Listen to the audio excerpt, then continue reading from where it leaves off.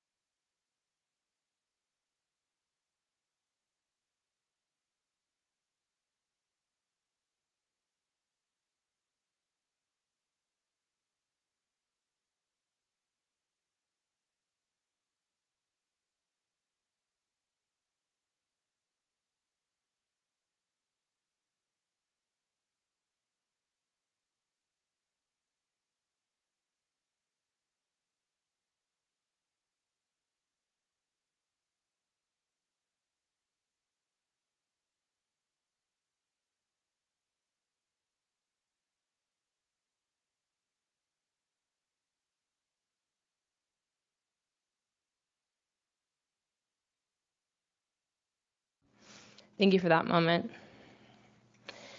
Each year, the second-year students in JCLP work together to create a community conversation around a topic that is important to us. This year, we've been working tirelessly to bring you a program that focuses on Jewish feminism by providing perspectives across the spectrum of experiences that weave together spiritual and social justice frameworks. We are proud to bring you 3 incredible panelists, Sarah Hurwitz, Rabbi Lizzi Heydemann, and April Baskin.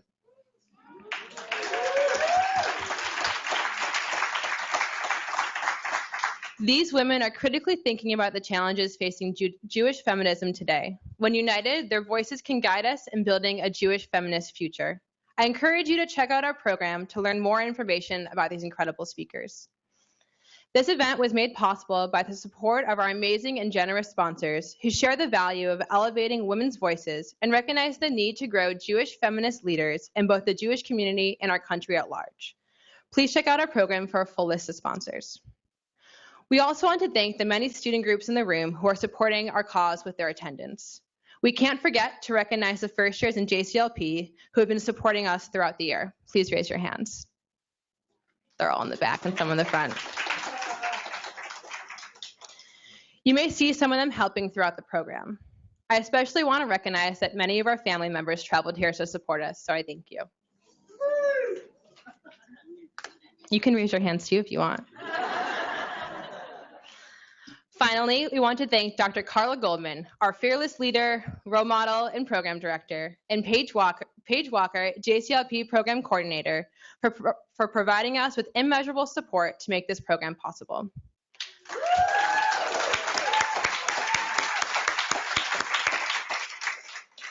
In order to bring you an enriching experience that will foster both inspiration and motivation, we are asking you and challenging you to bring your best self to the table. The strength of our community lies within our variety of experiences and values, and you are all important to moving this conversation forward. We recognize that this conversation might be brand new to some, while a constant conversation to others. We honor all levels of participation, from simply showing up to listen, to asking questions, and furthering the conversation. We hope that you can lean into discomfort throughout our program and help us build an inviting community here in the School of Social Work. We're so excited that everyone is here and are eager to see who's in the room. To get us started, I'm going to pass it off to Danny, who's going to introduce our icebreaker.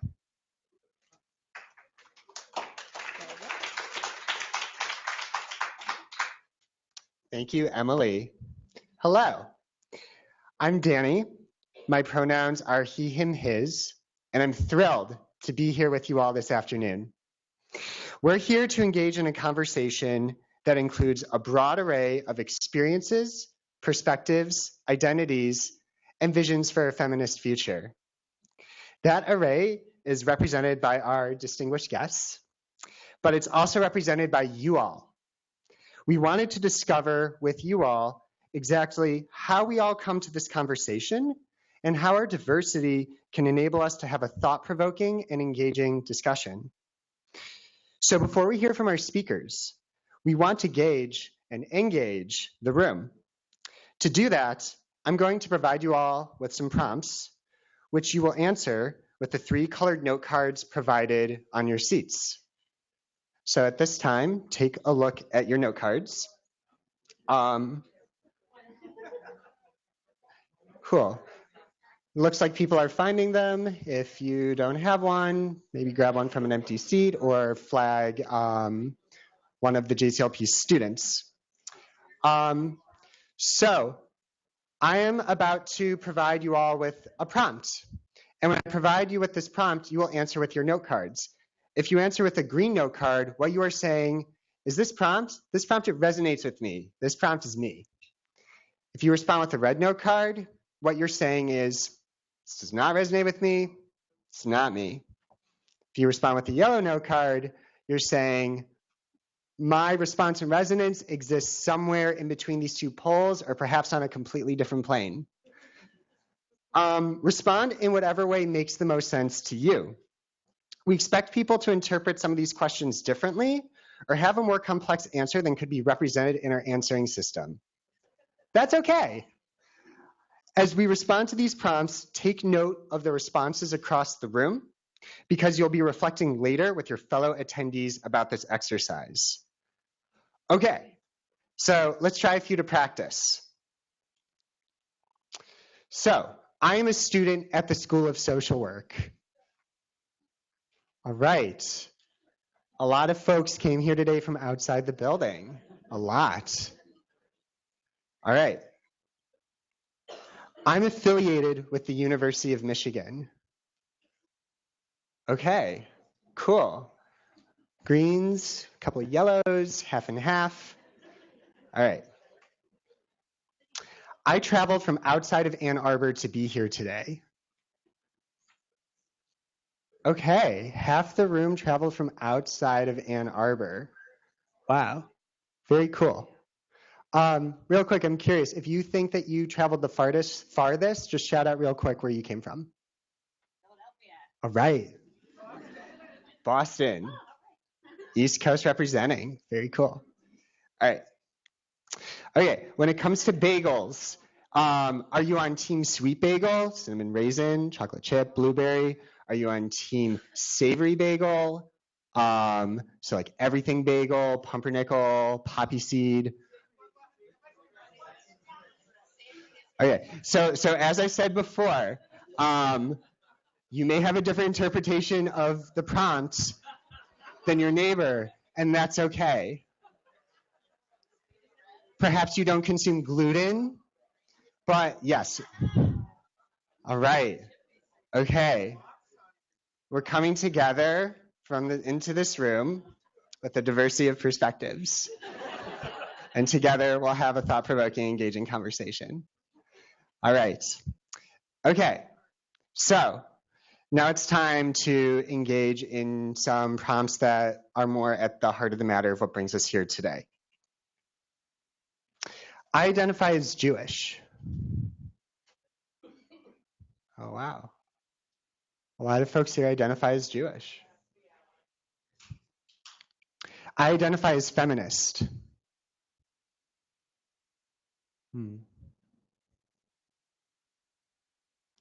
I identify as a person of color.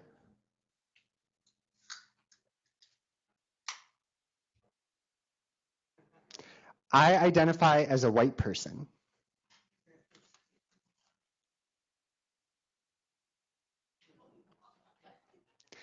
I think a lot about my race.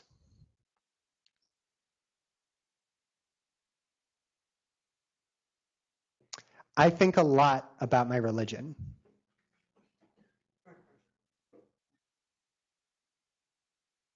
I think a lot about my gender.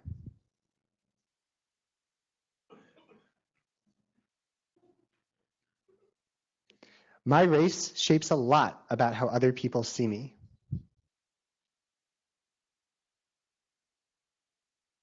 My gender shapes a lot about how other people see me.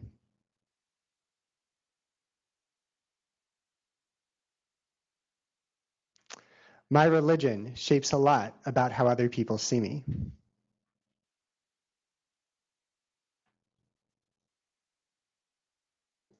Judaism is feminist.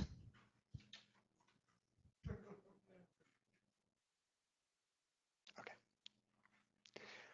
I see feminism embodied in the Jewish communities I interact with.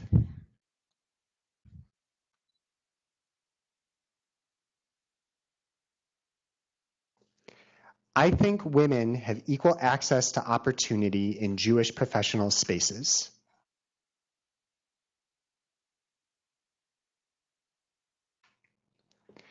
I think trans and gender nonconforming people have equal access to opportunity in Jewish professional spaces.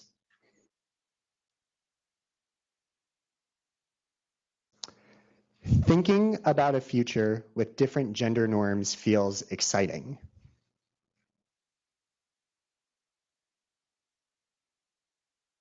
Thinking about a future with different gender norms feels scary.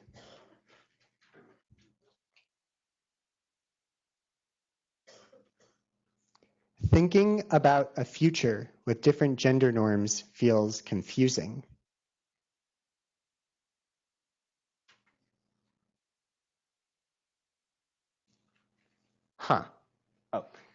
I think that people in this room share my understanding of these discussion prompts.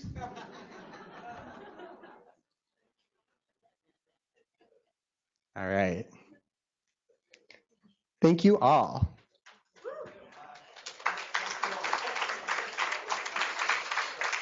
Now, let's take some time to reflect. Turn to a person you're sitting near, preferably someone you don't know.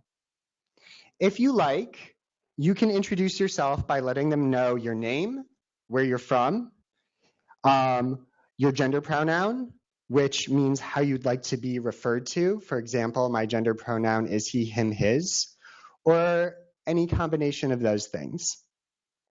Take a few minutes to reflect on this exercise with your neighbor. Here are some discussion questions to guide you. What did you notice about how the room responded? What did these questions bring up for you? What are you looking forward to getting from this conversation? Enjoy.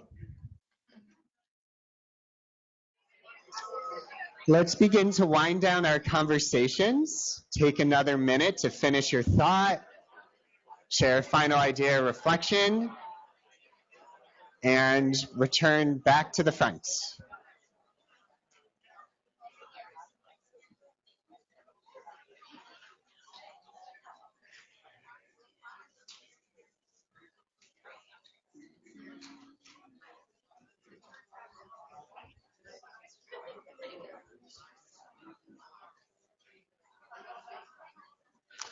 All right. Thank you, everyone. So go ahead and thank your partner for engaging in reflection with you. Yeah. As we transition towards the main conversation, hold on to the thoughts and reflections that this exercise generated for you, and hold on to your note cards. Hold on to your note cards. If you have questions you want to ask the speakers, you can write them down on those very note cards. And after you write down a question, go ahead and raise your note card in the air, and a JCLP student will come by to collect it. All right. And now we're ready to transition to the main section of today's program. I'm thrilled to introduce our moderators for the main conversation, Allie and Rachel.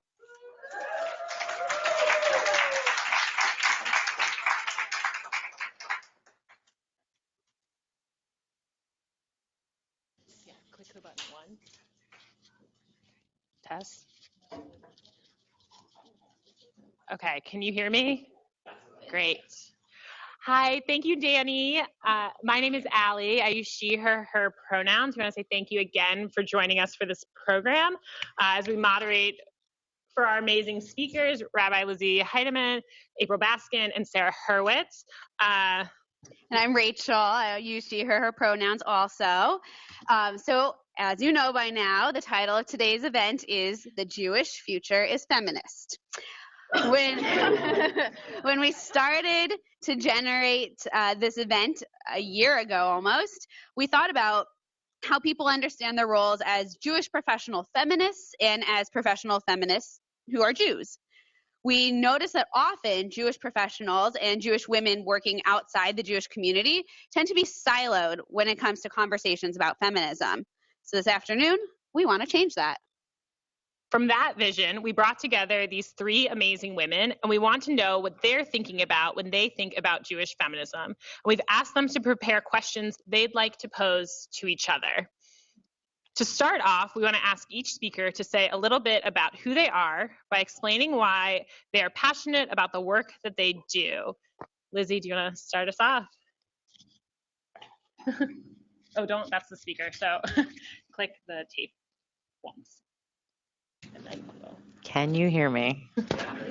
Great. Thank you so much, Allie and Rachel, and to everybody who put together this great panel. It's like full of warm fuzzies. It's already been, just like the morning has felt so warm and not at all like what I remember academic conferences in university being like. Like, when do you get to sing at an academic conference? That actually is part of why I'm passionate about what I do. So my name is Lizzi Heydemann. I'm a rabbi in Chicago. I use she, her pronouns, and I run a community that I actually started in 2011 called Mishkan Chicago. And Mishkan is a spiritual community. It is a community that kind of started off, honestly, answering a personal need for me. And so I think my way of addressing the conversation about feminism is really like the sort of adage about the personal being political, or like the personal, like I made my problem, or rather I wondered whether my problem was a problem other people shared. And the problem that I felt as a, at that time, 30-year-old single progressive woman in Chicago, feeling the feeling of like yearning for community, yearning for meaning, purpose, love, and for Judaism to be actually the space where I would find those things. And the problem being that I wasn't finding that in Jewish spaces. Inspiration, connection, depth, anchoring, learning. And I just thought, like, come on, Jews, we can do better. And so Mishkan really, for me, was a search for community around trying to find and create those things myself and other people, trying to build a community in which we could do what the Israelites in the desert once did, which is create a community with our own hands, with our own sense of vision and what we personally can contribute to reduce the sense of alienation and the barriers that so many Jewish people feel. And frankly, non-Jews who want to make community with Jews and like be with us to pray and to sing and to learn, to reduce the barriers the many, many barriers that exist for people to find that. And so that's been my work over the past almost 8 years. And as it turns out, my personal problem is not just my problem, but it's a Jewish problem. And it's actually a national problem. And the issue of people feeling isolated from one another, lonely, increasingly, the time between sort of the sense of cohesion that exists maybe on a university campus, or what people have, in their early 20s, and then sort of like getting released into the world and finding that it's actually quite hard to build what feels like a meaningful sense of community and a community of purpose, in which we're not just getting together to sing and to pray because it's fun and it feels good, but actually because there's power in that, and we can leverage that power to do incredible things. The Jewish community has done that in the past, and we can do that in the future, and I would like to continue to see us doing that. But kind of step one, at least for me, is gathering people around spaces of inspiration. And so that's what I do. Looking forward to talking more about how that connects us all. That's amazing. Thank you. April, want to tell us a little bit about you and why you're passionate about what you do? Sure. Hi, everybody. I'm April Baskin. I use she, her, hers pronouns, the she series, as I like to say. And I am a multiracial Jewish woman of color. I am multiracial, but in day-to-day life, I identify as a woman of color because I don't identify so much with the genetic recipe that I am, but more about like collectively how the world interacts with me holistically in my life, which is as a light-skinned woman of color. And specifically a light-skinned African-American woman. And in my studies in college around sociology and hearing about the other experiences of women of color from other diasporas, I keep it intentionally vague because I feel a sense of connection with women who also have other ethnicities around some of the particular ways we are targeted sexually and politically in life. I am the immediate past vice president of Audacious Hospitality for the Union for Reform Judaism, which helps support and lead 900 congregations in North America and 18 summer camps. And in my capacity there for 4 years, I did work around inclusive community building because in a considerable amount of alignment with what Rabbi Lizzi said, one of my core ongoing passions in life is around belonging. I believe very deeply that every person should have at least one community in which they feel fully included and a part of it. And I think particularly because the Jewish community has been such a wonderful community for me, and also a place where I didn't always feel like I belonged, I've been really committed to, in a variety of ways, helping Jews from a variety of backgrounds who may be on the periphery for any number of reasons to feel like they belong, and that it's our tradition to claim and make our own. I feel really blessed to be an inheritor of both the feminism. I was fortunate to grow up at a time where there are many things that I can take for granted, that specifically some brilliant women who have been in this room and who are still in this room now helped to make a reality that has just become my reality and is my new standard. So it's not something that I take for granted. It's something I'm deeply appreciative of and want to move further. Some other things that I've become passionate about, particularly in the past 10 years and increasingly so, is bridging lines of difference. As a mixed heritage person who has lived in almost every region of the country, I can do a lot of accents later for you if you want, offline. And someone who, because of my mixed heritage, I've had a lot of deep and proximity and exposure to different communities, and that has given me a deep sense of compassion that I'm interested in both agitating for change. So I would say another thing that I'm really passionate about is being unrealistic. Like is seeing what's possible for us and deciding to be unrealistic about the world I want to see because I want to move it forward. And I think our current reality is a product of our past thinking, and this is a new moment where we can create a new future. And I'll stop there. It's great to be with all of you.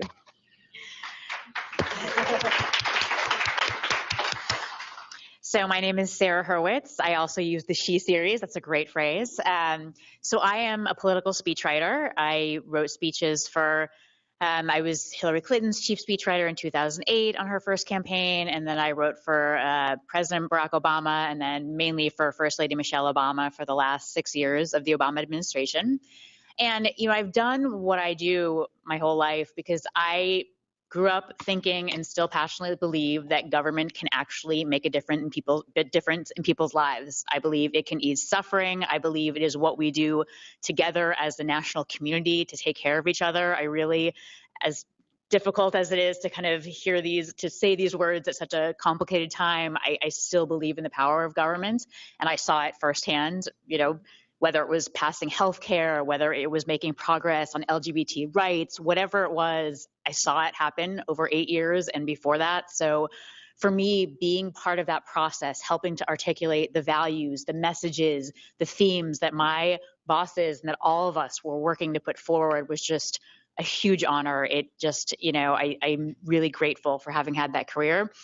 And over the past 2 years, I've been taking those skills that I've learned, translating things that are complicated, boring, off-putting, challenging into sort of moving words, images, stories, persuasive arguments. I've been taking that and applying it to actually writing a book about Judaism, which has been, it makes White House speech writing look like a total joke. It's very, very hard. The hardest thing I've ever done. We have a very complicated, deep, rich, wonderful, brilliant, inspiring tradition that really resists being kind of woven into clear, simple language. It just resists it. It doesn't want it. It wants endless complexity, and it wants to go a level deeper. And it's very, very hard. You don't want to sacrifice accuracy, but you do have to sacrifice a little bit of precision. And Judaism doesn't like that. Just resists it.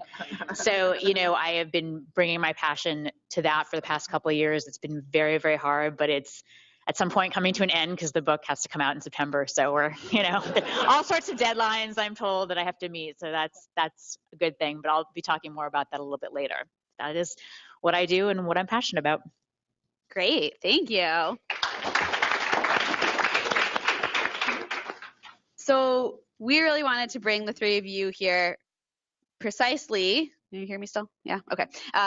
Precisely because you approach your work in distinct but maybe overlapping ways. So we've asked the speakers to prepare a question for their fellow panelists that they personally have been thinking about when it comes to Jewish feminism, and that they're interested in exploring with each other. Yes. So Sarah, we're going to kind of reverse order now. Sarah, we'd love to hear what you have to say. And this question that you've come up with is kind of centered around Jewish feminism and gender and how knowledge in the Jewish community is used in that whole package to kind of engage Jews or also not engage Jews. Yeah, so I grew up, I think, in a pretty typical 1980s kind of Jewish background of like mediocre Hebrew school, boring services, had the bat mitzvah and had enough. That was more than enough. And I, for 20 years, just kind of, around the periphery, I might show up for adult service I didn't understand out of a vague sense of obligation. And it was funny, like 5 years ago, I took an introduction to Judaism class just randomly, and I was totally blown away by what I found. I think if you're a Jew like me whose only point of contact with Judaism is two dull, incomprehensible services that depict an idea of God that neither you nor, frankly, anyone there is actually believes in anymore, and a dull Seder, I don't think you walk away thinking like, Judaism, man, it's got some deep meaning for me. Like, that's where I'm going to get my big life questions answered. You just don't. And that's really unfortunate because actually Judaism is exactly the place where you can have a lot of your big life questions, not answered, that's too strong, but explored, deepened. You can find so much wisdom and inspiration and beauty and meaning and joy and connection. Like, I was just blown away by what had been sort of systematically almost hidden from me all these years, right? Jewish ethics, Jewish theology and spirituality. I was just amazed by it. Started reading and learning on my own and was just kind of amazed at how hard it was for me to really understand and learn about Judaism as an adult. I found it, I'm a fairly competent person. I found it almost impossible. I found that the books out there were like nuts and bolts, how to light the Shabbat candles. I mean, who cares? Why? What is Shabbat? Why am I lighting? I don't get this. Or they were like, well, you can go study Talmud and read Buber, which good. I mean, God love you if you can do that. And I just thought, like, why is there not this kind of middle ground book? And the answer is, it's very hard to write that middle ground book. Just the phrase, if I say, well, the rabbis said, it's like, I'm sorry, who are the rabbis? Oh, okay, so 2,000 years ago, we used to worship animals at a temple. Wait, what? Like, why were we sacrificing animals? Well, the Torah tells us, okay, the Torah is the thing on the scrolls, but what is the Torah? Like, really, what is it? How many Jews actually know what it is? How many Jews have even heard of the Talmud? A lot of us don't know these basics that are critical for kind of grasping the contours of Judaism, and it's very hard to kind of get this stuff. And what I feel like is that when you don't have that knowledge, you kind of can't really shape Judaism. You end up being one of those people who's like, Judaism's about social justice and tikkun olam, and it's Judaism. And it's like, that's also Christianity and Islam. It's like every, that's the decent secular people believe that as well. That is not, but Judaism does have a very specific approach to these things, a very distinctive, unique, and I think pretty extraordinary approach to these things. But unless you are someone with a lot of knowledge, you don't know that, and you can't really, it is hard to shape Judaism as an outsider. It's hard to shape Judaism as someone who doesn't have knowledge and can't kind of debate with all these very authoritative people who are telling you, well, this is what Judaism says. It took me many years to sort of feel like I knew enough to push back and say, actually, no, that's actually not necessarily true. Like, here's an ancient source that totally disputes what you're saying, and here's another one, and here's a strand that runs through it. And what I think a lot about is like, who has that knowledge, right? Is it the kind of traditional insiders who did day school, yeshiva, blah, blah, blah? And what gender are those people? What background are those people? How do those people think about things, Or is it people from a really diverse range of backgrounds who have that knowledge? And I am totally obsessed with this rabbi named B'nai Lappi, who's in Chicago, and she just does extraordinary work giving folks who are queer and queer-minded, who are kind of outsiders and have fresh perspectives, she gives them hardcore Jewish learning, like the hardest core yeshiva education possible, because she wants these folks who have these fresh perspectives, these outsider views, to be able to go toe-to-toe with the most learned Jew out there. And I love what she's doing with that. So I guess my question is, what do I don't even have a specific question. I just like, what are you guys thinking around this question of knowledge and power in the Jewish world? Where are things, what changes would you like to see? How does this impact your lives?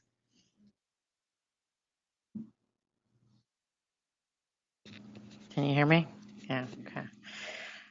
I think that, first of all, I was just thinking like, well, you just like made a case. I don't actually think there's anything I like need to say on the heels of that, because you just made a really brilliant and beautiful case for like why people should learn, because there's so much great stuff to learn, but also the question of how to learn. I mean, like when you talk about having done a great intro to Judaism class, I'm like, wow, I want to know who taught that class and what curriculum that class was. I'm not gonna lie, the class, export that class. It was not that amazing. The class was really actually pretty mediocre. Sorry. Maybe you happen to be like a particularly receptive student, or it happened to hit you at a particular time in life. I think, I mean, that's, you really like throw down the gauntlet of a really important challenge, because I think what I've seen is, a person like I'll just use myself as an example. I would say I had like a similar background to what you describe as your background, except like I really enjoyed synagogue growing up. I liked it. It was fun. We sang great songs. We had great conversations, and I still came out of it feeling like I didn't know anything as an 18-year-old. And so then I like did a gap year. I went to Israel. I, spent a bunch of time learning with different communities. That seemed like the only option for me to learn. I really had no idea where one finds serious Jewish learning resources as an 18-year-old. I then went to college and majored in religious studies and kind of focused in Judaism. And ultimately I became a rabbi, like many people who think that becoming a rabbi is their only legitimate option if they want to study Judaism as an adult, and I think that's a problem. That said, we need more rabbis who are on like serious personal exploration journeys, because it's not just about knowledge. It's about actually like connecting that knowledge to, so like spiritually what people are seeking. And I now have the opportunity to like, it's so weird because I feel like I've been on the receiving end of mentorship my entire life from other smart people who I've been so grateful to learn from. And now like people are seeing me that way. I'm like, oh my God, no, I'm not ready for that yet. However, something I have noticed among younger rabbis and also people who are learning is like the confusion of information for inspiration, and that like information and inspiration are not the same thing, and knowing what the Talmud is and where it came from and who wrote it are important context, but like that's actually not that's not everything, and in fact it's not the most important thing. It's having that context that then gives us the ability to take out of it, to really like learn what could be useful for our life, and understanding where it came from and who wrote it. Yes, of course. And yes, it was mostly written by men. And yes, it was mostly written by men in a patriarchal society 2,000 years ago. What could that possibly have to teach us? And the answer is a lot. And there's so much context to get, there's so much information to get through. The inspiration is often like you're exhausted by the time you get there. And so you don't stick around the class long enough. And so it becomes the job of rabbis and educators to distill that for people and to like help deliver it to people in ways that I think like call out the best in us to like keep coming back for it, and then build communities of learning. And that's the challenge, because it shouldn't just be up to rabbis and educators to figure out how to disseminate this stuff. Like it actually should be a grassroots project, but it's really, really hard. And like most people are too intimidated. They don't know where to start. And I found myself as a young adult engagement person, like 7 years ago, starting Mishkan in the room with other people doing the like young adult engagement sort of project, people whose, organizations were like, for example, Birthright Next, or, a federation young adult engagement thing. And the people who were running those programs were super passionate about engaging Jews, but they didn't feel comfortable or confident remotely doing anything Jewish.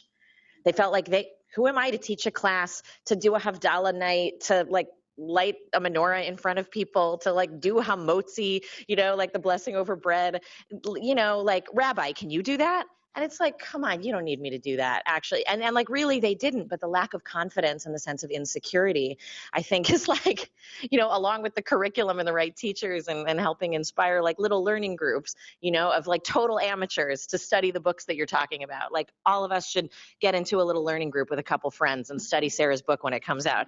But like we should do that. Excuse me. And also we have to recognize, I think like we have a collective insecurity problem around Jewish wisdom and knowledge, and that like we're afraid to bring what we do know forth and use what we do know. The Lubavitcher Rebbe, whose memory still continues to inspire many, many people, would say like, if you don't have to know the whole Aleph Bet to teach. If you know Aleph, teach Aleph. If you know Aleph and Bet, teach Aleph and Bet. And so I feel like part of the I mean, like if you're in this room, like you have a stake in this, like you showed up here for this conversation. I feel like, God, we could do a lot to be doing, sort of grassroots teaching each other and learning with each other, and getting over the sense of insecurity that stops us from speaking about what we do know. So that's a perfect segue for some of what I wanted to talk about. I love when this happens, so thank you for that. So I'm in the midst of a huge transition. So I recently left my post at the Union for Reform Judaism, and in the midst of starting my own career, I work part-time as the racial justice director of the Jewish Social Justice Roundtable half-time, and then the other half-time I'm building out a practice called Joyous Justice Consulting, which I'm doing in part because I want to create a career for myself that fully aligns with my values and that allows me to partner with whom I want to partner with, when I want to partner with, to take courageous risks. And also I'm moving to West Africa, to Senegal, midway through this year, and I need to have work that can also be done largely remotely. And in the spirit of that, for a number of reasons, and largely animated by some of the wonderful insights that have been shared to date, I don't mean this as a self-promotion, it's just in terms of what I'm thinking, but it's actually something that I'm planning on doing that I haven't been talking about much, that I just went online and bought the URL because I haven't actually talked about it publicly. But so like in the spirit of that, and in the specific piece, I think what I would add is that, so as someone who is not a clergy person, I'm interested in launching a podcast called Torah in Color, that speaks about, that is analyzed by not exclusively people of color, but mostly by me because I'll be the host, and also holds in mind that we're talking about a global multi-ethnic Jewish people and many characters in the Torah who were almost always not white and were people of color to one extent or another, and how consistently looking at the Torah through that lens, as well as from the fact that most of the rabbis in the Torah, or in the Talmud, or many of them, were Mizrahi Jews, were Arab and Middle Eastern people of the global majority, that helps inform the thinking, and then also just coming from a feminist lens and what it means from my progressive lens to look at these texts. I think very concretely some pieces that I would add, there are a number of really helpful sources, and so pardon the reform movement bias just because that's what I'm coming from, but I think many of the movements also have some phenomenal resources, but reformjudaism.org every week has all of the Torah portions with a really easy summary, and then different commentaries on that I think is approachable, and it's a little bit heavier, but Sefaria, if you go to the website Sefaria and you take a little time to figure out how to navigate it, it's a great way to get into some of the deeper texts, and I found that really meaningful. And one of the first videos that I'd like to do, that I'm guessing you likely speak about in your book and that you were just talking about, Rabbi Lizzi, is like, I want to start with a video of saying like 5 minutes, 5 things that, 5 reasons why I study Torah that one wouldn't expect, right? Like something that helps bridge the divide. Like, do I believe this is literal? No. But it's a connection to my people, and it's something that we collectively share, and it's an honor to be a part of an ongoing legacy and a long, millennia-long line of Jews who argue and debate with these texts. I think the last piece that I want to say that came up over dinner when I was meeting with a professor here on campus, I keep wanting to call her Rabbi, but it's Professor Ruth so far, and she shared with me that she's in the midst of publishing a book that's an analysis, particular looking, and pardon me, she's not here to describe it, I don't think, but my understanding of what she said is looking at the Torah and specifically some of the narratives of the Jewish people, particularly she's Israeli, a Mizrahi Jew from Israel, and some of the troubling dynamics that are taking place in Israel and how that connects back to the biblical narrative, and us being in perhaps different relationship with the text, and how that's used to justify certain cultural norms and how to complicate and challenge that. So I think that this is a really rich conversation that can go in a lot of different places. And I think particularly what I'll end with is that in terms of building a future forward, I do a lot of work, not exclusively, but a lot of work around race and racial justice. And there are issues with some racism and white supremacy in terms of interpretations of the text and things that arise.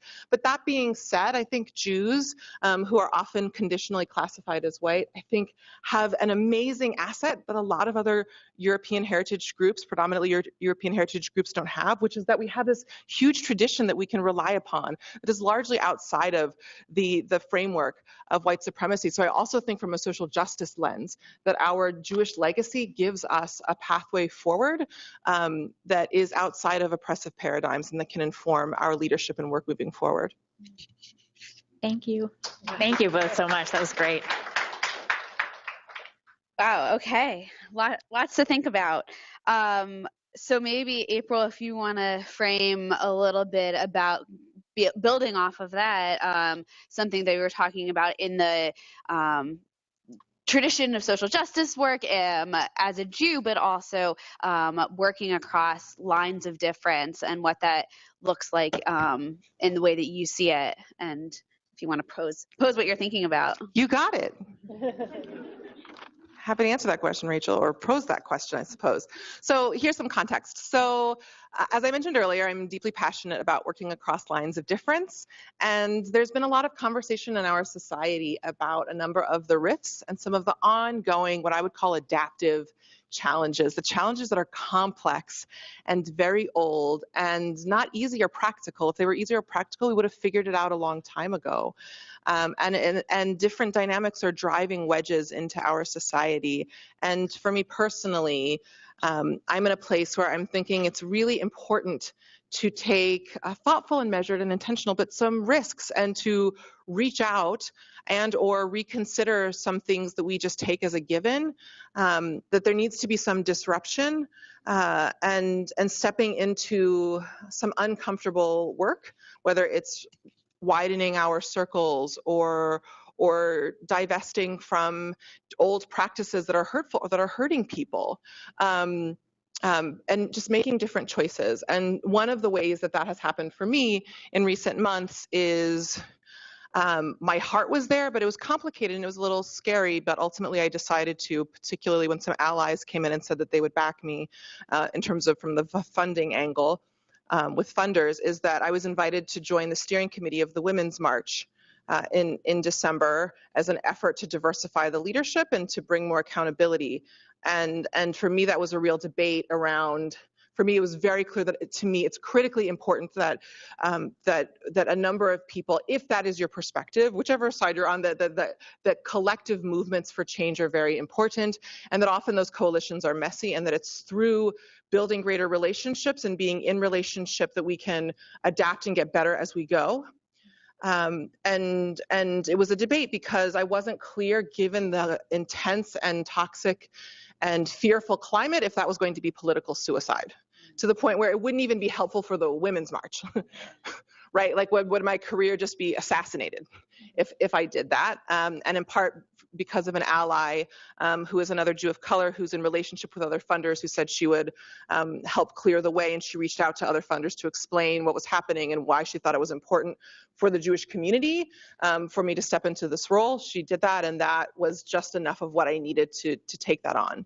So that's an example. It's something where I had a sense that it was the right thing to do. Even for me, I decided, even if the Women's March dissolves in the future, to me, that is where a lot of women are showing up still, and I wanted to be there with them, and I wanted there to be an expressly Jewish voice.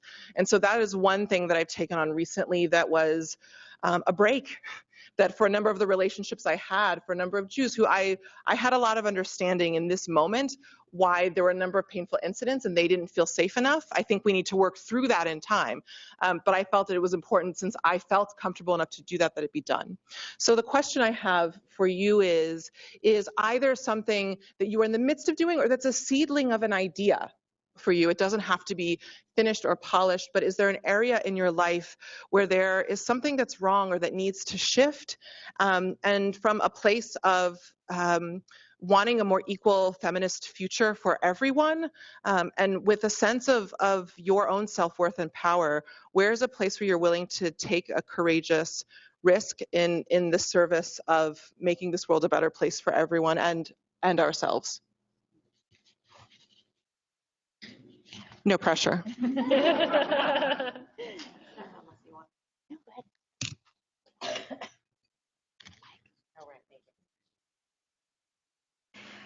So I thought I'd talk about the thing that I feel like I've like worked through and sort of like made a choice about, and then the thing that I'm working through and still figuring out. The thing that feels like this past Friday night, we started talking about sacrifices at Shul, because we're beginning that section of the Torah, and to make a courageous choice. Like, kind of the definition of a sacrifice is something that asks something of you. You know, like you need to give something up that's important for the sake of something more important. And so, right, but like give something up that actually matters to you, that is useful to you, that is in the service of something greater, you know? And so, I was ordained in the conservative movement. As I described, you know, I like grew up feeling like I was very passionate about being a Jew, and also felt like I knew nothing. And that for me, being able to learn and study to become a rabbi in a place where I was going to get drilled into Mishnah and Talmud and the rabbinic codes, halakha, Jewish law, you know, learn in Hebrew and Aramaic and come out like speaking and reading Hebrew, you know, sort of like making up for all the years of, you know, being like a boy in yeshiva that I never had.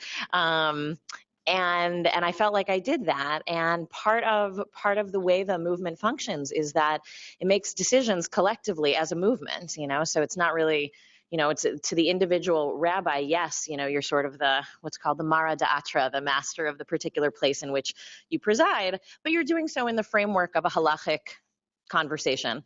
And there are certain decisions that are made by a body of people who are more knowledgeable about halakha than I am, like way more knowledgeable, the Committee on Law and Jewish Standards. And they are the ones who sort of push forward decisions about how change gets made and adapted and evolved over time. The conservative movement has made many decisions that have evolved and pushed forward important evolutions in Jewish American life over the past 100 or so years. One of the most controversial decisions that's still sort of pending is intermarriage, is whether or not rabbis should be allowed to perform marriages for Jews and non-Jews. And the stance of the movement has been and continues to be that rabbis should not do that.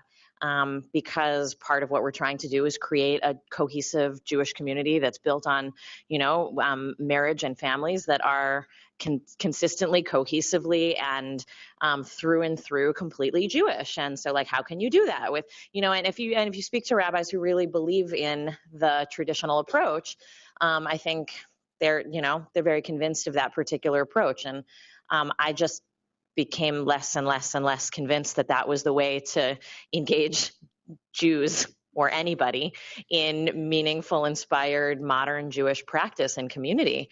And I adhered to the rule for a while, and then at a certain point, I just couldn't anymore. And I was encountering so many people and families, couples that were beautiful and mixed heritage, had individual stories that were theirs, and I want to build community with those people. I want to build a Jewish community with those people, and those people are coming to me as a rabbi, asking me as a rabbi to do their weddings because they want to be part of the Jewish community. And it is also more complex than just the Jewish community, and the bigger why, the bigger, sort of the bigger idea for which I sacrificed at the end of the day my membership in the Conservative Rabbinical Assembly was that bigger why, the idea that actually the Jewish community at this point is bigger than than just the Jews, and feeling like in order to be part of and to lead in a modern Jewish community, that means actually like opening up our doors in very intentional ways, in ways that are personal and connecting, and get to know the stories of the individuals who want to join us and build community with us and among us, maybe convert to Judaism and maybe not, and that we have a lot to learn from people who did not grow up with same associations and holidays, and that's actually quite important, and that became quite important to me. So that felt, at the beginning of that decision-making process, like it was, sort of like brave and risk-taking, and by the end of it, I was like, I mean, come on. Like, what is the matter with you people? And at times of great, I think, crisis, sort of social crisis, these are also moments of great creativity, that sort of well up from among the people on the ground who are trying to figure out how to wrangle with the particular moment in which we sit. And people are making different choices and to respond to those challenges. I think the Jewish communities as a whole are answering the question of how we interact in a diverse society very differently, community to community. And that's good, and it's as it should be. And part of, I take comfort in knowing there are other rabbis making different choices, and not all of us need to be doing the same thing. And so, for me, it's sort of like, yes, this was my choice. And it's where I sort of stand with integrity. And also, I completely respect my colleagues who are remaining within the movement and the halachic structure in the way that they've been making decisions thus far. They've served people thus far, and I, at this point, don't feel like I'm in a position to judge. I can only stand with integrity with what it seems like is the right fit for the community I serve. The thing that I feel like I'm wrestling with and still haven't quite cracked the nut on, and maybe won't, is the feeling that, and the knowledge that, and I think probably you'll agree, conversation around Israel and Palestine is toxic, and it is impossible for Jewish communities to engage in reasonable, measured conversation and ask real questions in a way that feels, public, or that allows people to kind of bring their whole selves to the conversation without feeling shut down And I think the larger conversation is controlled in many ways by the loudest voices. And those voices often do not feel like they represent me. And yet, I'm not quite ready to like throw my hat in the ring as a voice to compete with those voices, because frankly, the community I'm building is not an Israel advocacy organization, and it's not a Palestinian rights advocacy organization. It's a Jewish spiritual community in the city of Chicago. And all of those things are actually connected to and part of building spiritual community. And so as a local leader, trying to figure out how to like hold the threads, the true threads of, you know, I believe that all of the various lobbies and groups, like that there is a kernel of truth and meaningful learning to be done in basically every one of those, you know, different groups that appear to be at loggerheads in public spaces, and that it's our job and it's my job to figure out how to kind of craft a third way for people to have conversations and learning, but I don't feel like I've cracked the nut on it yet. So that's, you know, yeah. All right. Thank you. So I just want to respond. Just it totally, I love everything you said. Just it really, I found it heartbreaking when you said like you actually had to consider whether joining the board of the Women's March was career suicide. Like that is an entirely reasonable thing to do, and to me an obviously helpful and constructive thing to do, to have your voice to try to transform something that's really important and fix it. Like I just, this to me illustrates why I can't stand social media, why I can't stand this culture of critique and grievance and anger and rage, which is like doesn't leave any space for a very accomplished, reasonable person making a smart, helpful, reasonable decision. Like that just making me really sad to hear, and I'm so happy that you are in that room. Like that just, I'm so happy you had the guts to just be like, okay, that I'm going to take this risk because I believe in what I'm doing. I just think that is brave and awesome. So I just wanted to say that before I go on my little spiel, but it's great. Yeah, big fan that you did that. You know, when I think about crossing lines of difference, I think a lot about deciding to go from a career in politics to like writing a book on Judaism. It's a very strange career move. And I think I confuse a lot of people in the Jewish space because they're like, oh, you know what, where do you daven? Like what shul do you belong to? Meaning like what synagogue do I pray at in English that others can understand? And I'm like, oh, I'm not a member of a synagogue. And they're like, okay, all right. It's like, okay, well, that's weird. Like, they don't know what to do with that. And then it's like, one of my friends at one point said to me, you know, Sarah, you love reading about Judaism, you love writing about Judaism, but like, you don't seem to want to practice it. Which I just thought I was like, that's not true. Like, I go to high holiday services. I like do, you know, with Shabbat, like, but it began to make me understand that there is a very outdated notion of who is observant and who is not observant, right? There's some sense that like, if you do these ritual things, you are observant. If you do not, you are not observant. And I think a lot of really awesome Jews look at those two choices and they're like, well, I'm not doing those ritual things, so I guess I'm not observant.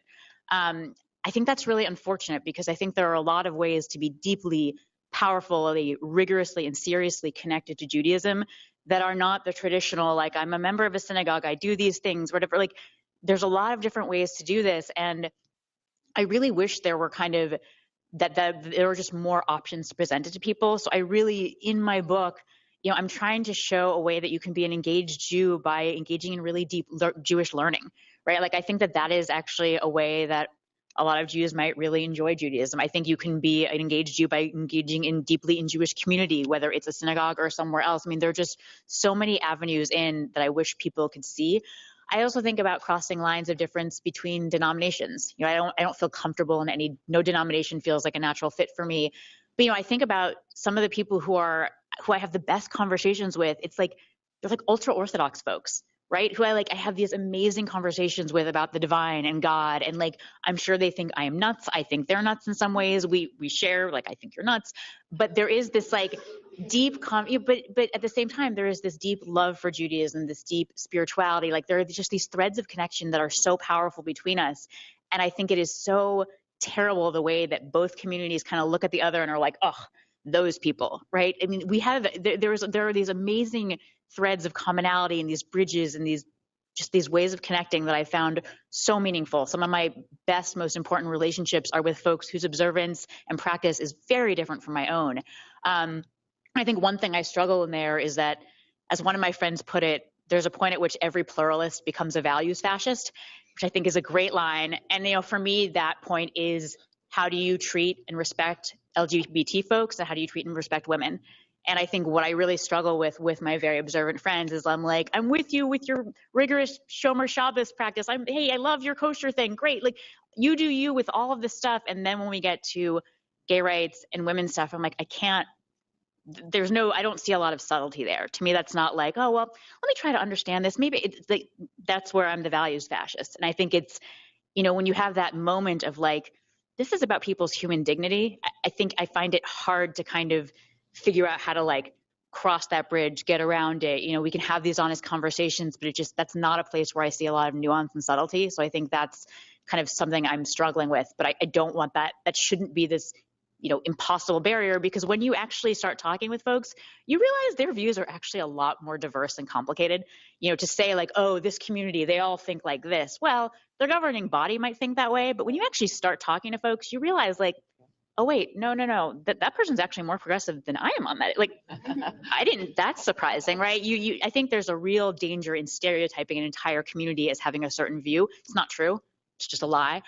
So I really wish there was sort of more ways where we could cross over that line and realize, like, wait a second, there's a lot of people who have really diverse views and who are actually really open-minded. When you start talking to them about your views, suddenly they're like, I hadn't thought of that.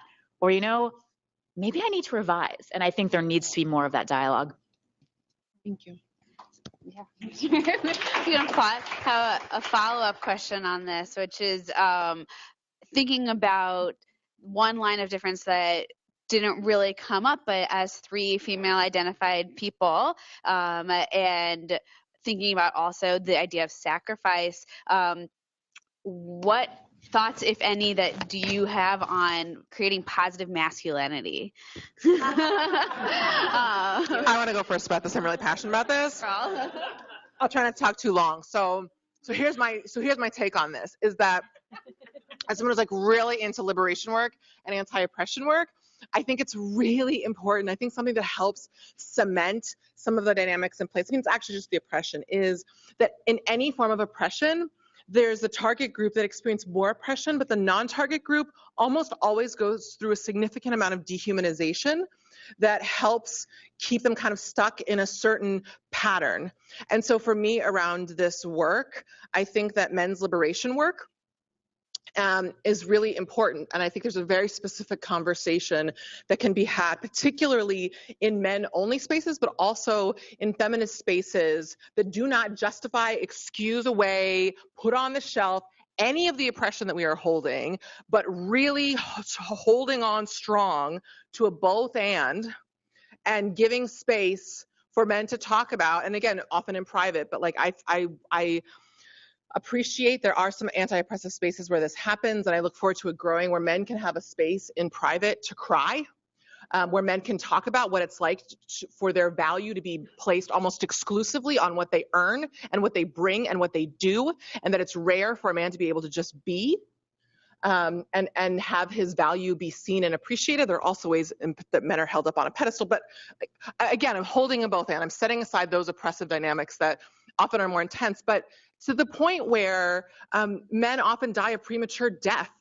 And in our country, it happens differently in other places, are sent to war, particularly working class men, but not exclusively, at a very young age, do not get enough support around that, and experience a certain level of dehumanization. And so for me, in some of that work, I believe it's really an important part of the equation. And I believe that this is also similar around race. Which is also tough in that case too, that there is a huge amount of numbing and pain and dehumanization that white people have to go through to be like, the image that I like to have is if we pretended that there was an image, it's a horrible image, of a lynching. And I once saw a professor talking about this, and there were all people in professional suits watching this man being burned alive, and there was a little girl, a little white girl, in a little cute white dress, and she was kind of grinning at this man. And the professor said, when people ask me what racism did to white people, that's what it did.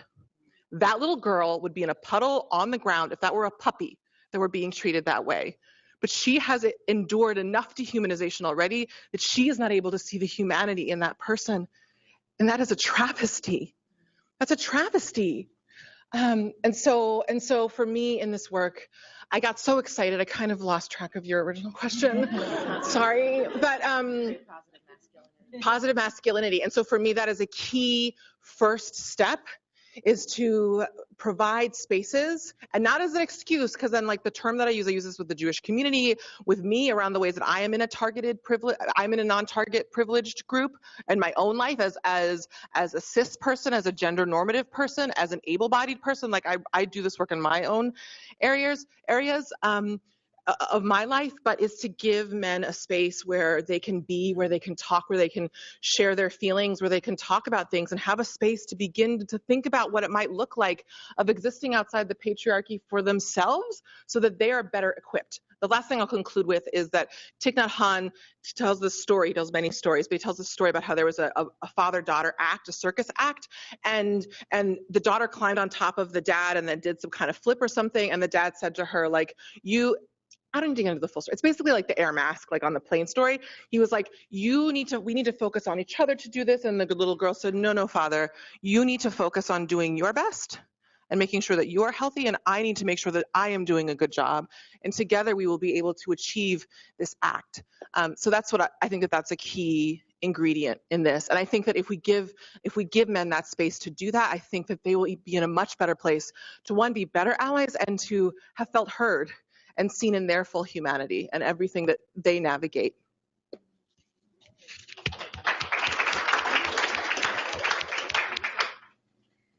There are a couple stories that are coming to mind. One is that a couple Friday nights ago, a family came to services at Mishkan, and we have a rabbinic fellow named Jeff. He's like with us for 2 years, just got ordained in the Reform movement. And he stood up and gave a Devar Torah sermon. And this little girl after services came up to me and said, "I didn't know men could be rabbis." You know, and it's like, that is how far we have come in a very, very short time. You know, I didn't know men could be rabbis. Like, and he, you know, and this guy, he's tall, he has a beard, he like wears the part, but like, she had no idea that once upon a time, it was people who looked like me that I didn't know women could be. And as I think is happening in many professional spaces, and this is happening in the Jewish world too, many spaces that used to be dominated by men are now dominated by women. You know, the Jewish professional space for sure, also the rabbinate in the progressive world, the conservative reform, basically outside the Orthodox world, and even now in the Orthodox world. Sarah Hurwitz isn't the only Sarah Hurwitz. The other Sarah Hurwitz is one of the first Orthodox female rabbis. Yeah. And so like, this is a thing that is happening, and it's very powerful. And it's changing the way Judaism is practiced and talked about. And I think for many men, it is making them, they are not showing up, you know, in the same numbers. You know, it used to be in all of those same spaces, once upon a time, men counted in a minyan. You know, like 10 men equal, you know, like a group of 10 men. Now you can pray. Now you can say all the important prayers. Now it's a group of 10 people, which seems like it shouldn't be like great, wonderful. We're expanding the definitions of who belongs, who's a person, who counts. Often the case is that men are nowhere to be found in our synagogues and in youth groups, and in, you know, it's just, they've become female dominated spaces. And I think this is actually a problem. We're seeing marks of progress, and we're also seeing like progress isn't men disappearing from the spaces, you know, where men used to play roles of leadership and make contributions, and now just find other places to be. So, you know, as a leader who is a woman, you know, I think it's really my job to look around, you know, the community, and also as a staff at Mishkan, but in general, like for all of us in positions of leadership, to really be cultivating the best in young men, just as we are trying to cultivate the best in young women and young everybody's to step into roles of leadership and to take themselves seriously as leaders and to not disappear, and to step precisely into the spaces where like maybe you're not seeing yourself reflected right now, but like if you step into this role, maybe, in a generation, it's going to be all people that look like you.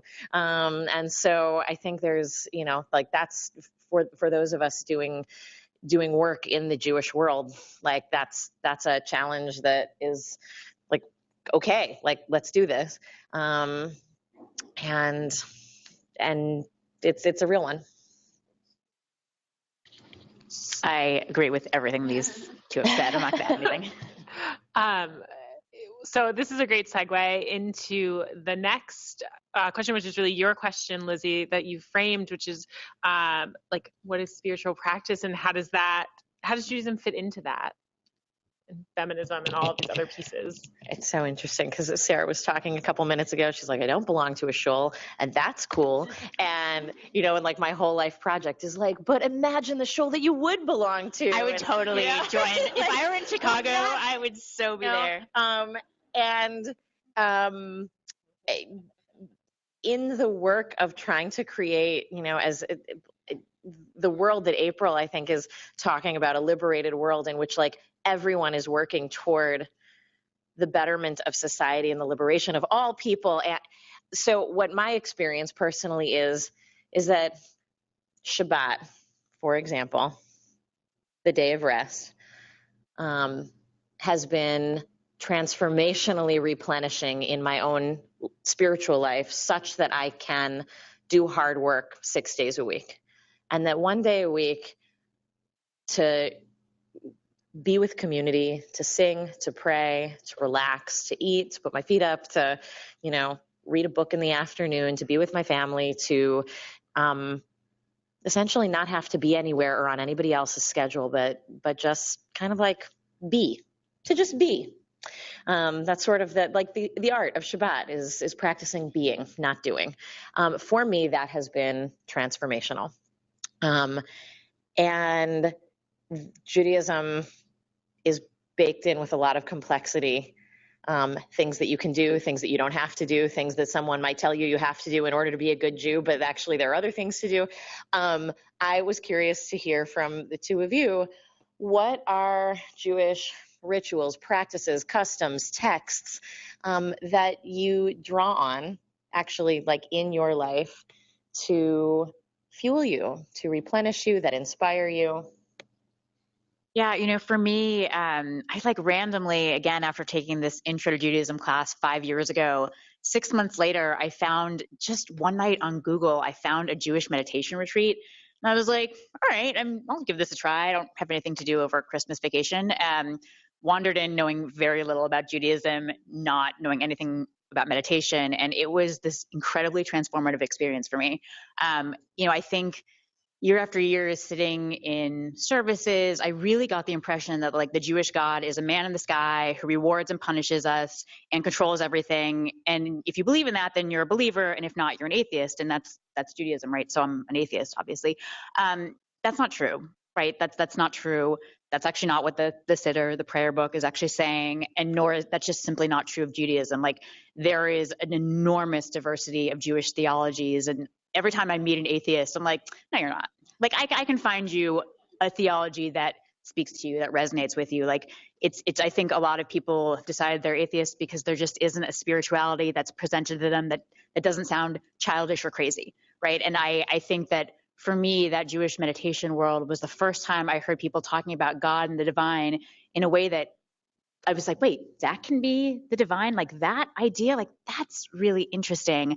And it was just the first time that I kind of had a chance to try out different kinds of spiritual practices. So for me, specifically answering your question, the practice of something called hit bodedut, it's an old Hasidic practice, which basically involves going out somewhere secluded in nature and just speaking out loud without pauses to God.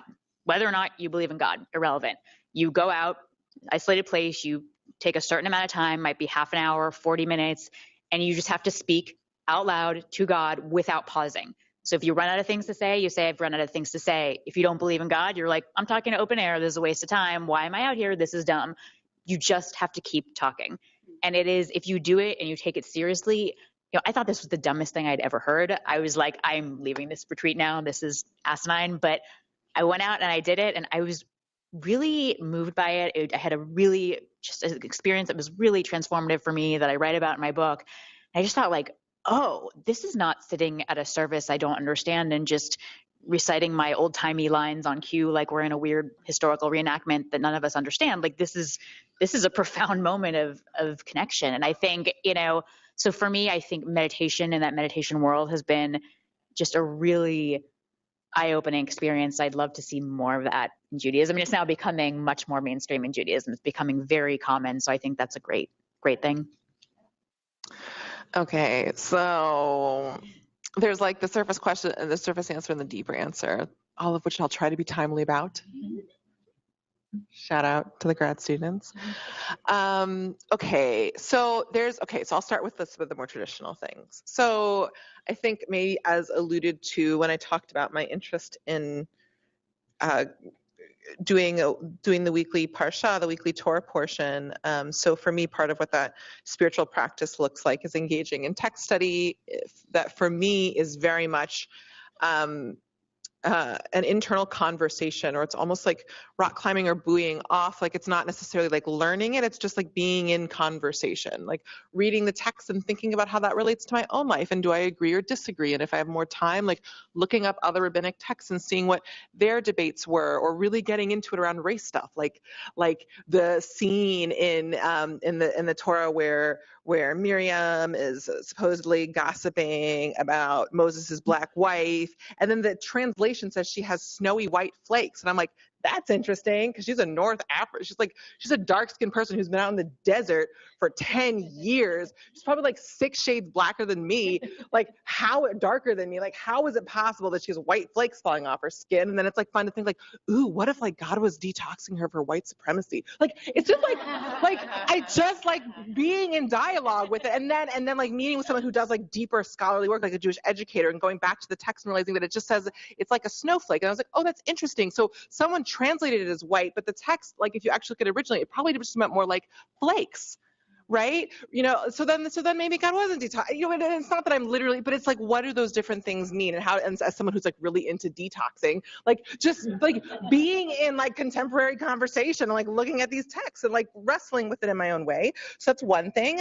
I really love Moda Ani, the prayer of thanking God with the mystical. I love the mystical elements of Judaism, and so that's something that I'm continually searching for. Just this belief that our soul returns to God, or the source of energy, or all life, and it's returned to us every morning, that like we get a new lease on life, and thanking God for that. And this beautiful melody that we used to sing in my Jewish summer camp that just is really uplifting for me. So that's something. And now, and also what I'm into right now is I've gotten into the crazy stuff. So I'm like not sharing it publicly. Like I've really gotten into some of the crazy stuff around like angels and things. But then I'm like, that's also in our tradition too. Like during Vishamru, we're totally like we're singing to the angels who are around us, right? So. And part of this comes out of both just being interested in some sources out there, and as I've connected more deeply with my Native American heritage, I actually really do believe in spirits and the presence of those who have passed. And yesterday when I was at a service at Tehia in the Detroit area, I learned from the man who was leading the service that Jake, that some of the mystical leaders of the time, like Maimonides' grandson, studied a lot of Sufism. And I was like, yes, like I have like a Sufi quote in this bracelet from when I visited Senegal. And I was like, yes. So right now, part of what that spiritual work looks like for me is connecting with whatever resonates with me, like as a multiracial mixed heritage person who's like been on welfare and has an uncle who's a billionaire, like who's just experienced all facets of life. Like I don't restrict myself from accessing other things. And right now I'm on this scavenger hunt within Judaism, to be fully honest. Like I don't know if I'd say this publicly later, and hopefully won't, but like of like finding the things that are meaningful for me in Judaism. And one of those things, and I'll end on this, is I was recently told about this book by Rabbi David Jaffe. I tried to get a screenshot of that. I was like, ooh, that sounds like some of the things I'm thinking about. And I hope it's not just Musar, although Musar is amazing, but Changing the World from the Inside Out, a Jewish approach to personal and social change. that involves some modernizing mysticism, but I'm looking to mysticism. Oh, one final thing, just one more thing, is that the one thing that I love about Jewish learning is that it's like truly like a treasure hunt. And one of my favorite things that is personally relevant to me, because I, for similar and different reasons, I also grapple with the traditional service. And as someone who also appreciates meditation and being out in nature, it feels very rote. And I like doing things that are more organic and renewal and woo-y and whatever, and making it my own. And one of the things that I learned, just as a fun thing, like, so I love saying the mourner's Kaddish, like almost like a lullaby and like an uplifting voice, but quietly, because I don't want to be off-putting to others. Because I'd learned a few years back from a rabbi that one of the mystical beliefs is that because the whole mourner's Kaddish is about praising God, and there's one belief within mystical Judaism, please tell me if I'm totally off on this, that it's said to comfort the soul as the soul is transitioning, which I think is gorgeous. So that totally shifted it from being this heavy prayer to me being in relationship with this person who has passed on and saying it as like a parting gift to help them ascend to the next part of their spiritual journey. So those are some things I would say. That's beautiful. Thank you. We're going to move into the question and answer portion. So if you have questions, we would love for you to write them on those cards that you have and hold them in the air. And we have students that are coming around to collect them. And we will do our best to get to all of them. We will do our best. We have lots of knowledge here. And in the meantime, Allie, did you want to pose a question while people are writing? Whichever one. Whichever question. We have one. Thank you. Oh, sorry. I'm so sorry. Or we have one. Okay, let's just see. So this question asks, how do you show up as a feminist in your professional and personal lives? How do you navigate gender dynamics, not only in your work, but also in your families and with friends? Well, a question. Whoever has thoughts.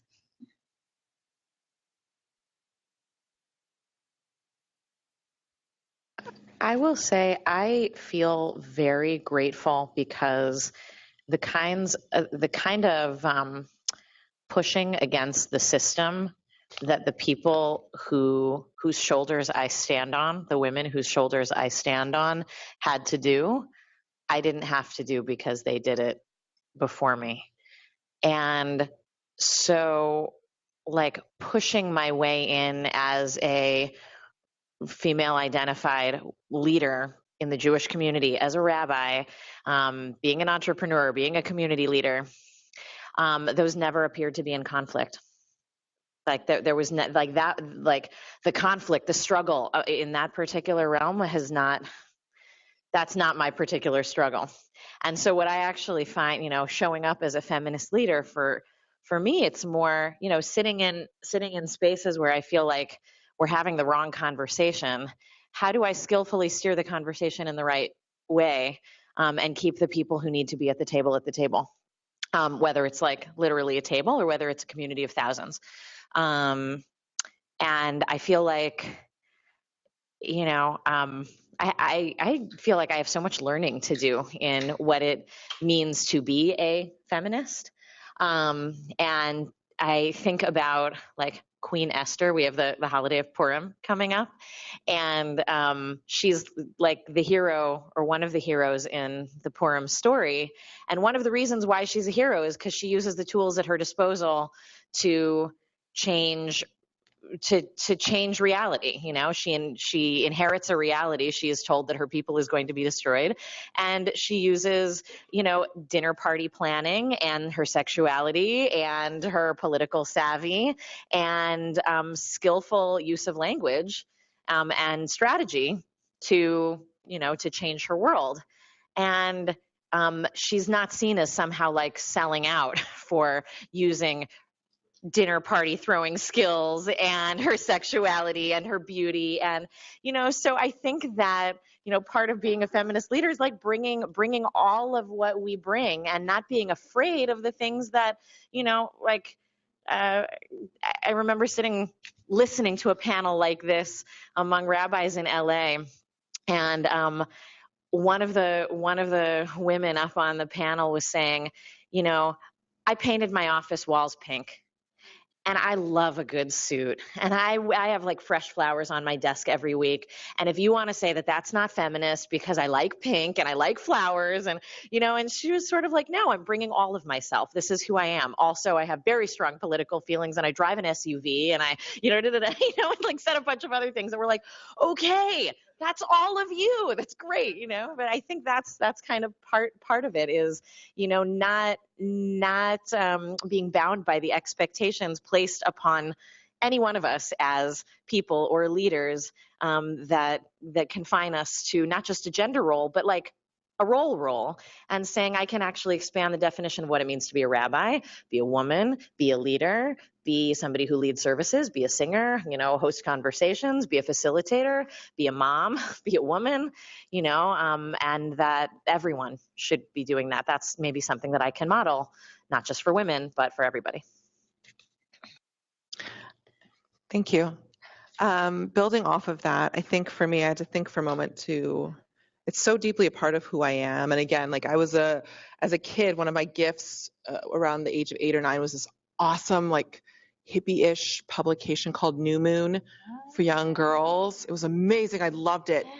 I was like the weird person who like couldn't wait for her period. I had my mom write a letter in 4th grade to my 4th grade teacher being like, April might have to leave to go to the restroom because the girl things. And I was like, thank you. It was like way too soon. But I was like, I was ready. So like, so that is a huge, so I think there's some level that a lot of that is just part of my subconscious of and continually looking for embodiment. I also think that comes from non-white parts of my identity, but also part of that's very female. I think to me, feminine, to not compartmentalize and to say I am all of me simultaneously and I'm going to show up fully embodied as I am. Part of what feminine leadership and my feminist identity, the way that shows up, is being vulnerable and saying at times like my thoughts are messy right now. And, there's certain things happening in the world and I'm just laying that out there and demonstrating that I can both be strong and also be in a state of flux, which ties to basically part of it is countering and providing a healthy alternative to patriarchal patterns, which is different from masculine patterns. To me, masculinity I think is phenomenal and really helpful, but when it becomes power over and oppressive or has a supremacy element, that's not helpful anymore. And so for me, part of what that also looks like is, as you mentioned, is lifting up and championing other voices, either whether it's women or other people for any number of reasons, class, gender, nonconformity, any number of things, other voices who I can be supportive and provide space. And part of what that I think also means is about, rather than doing power over, I'm really interested in gaining and building power, but not power over, power with.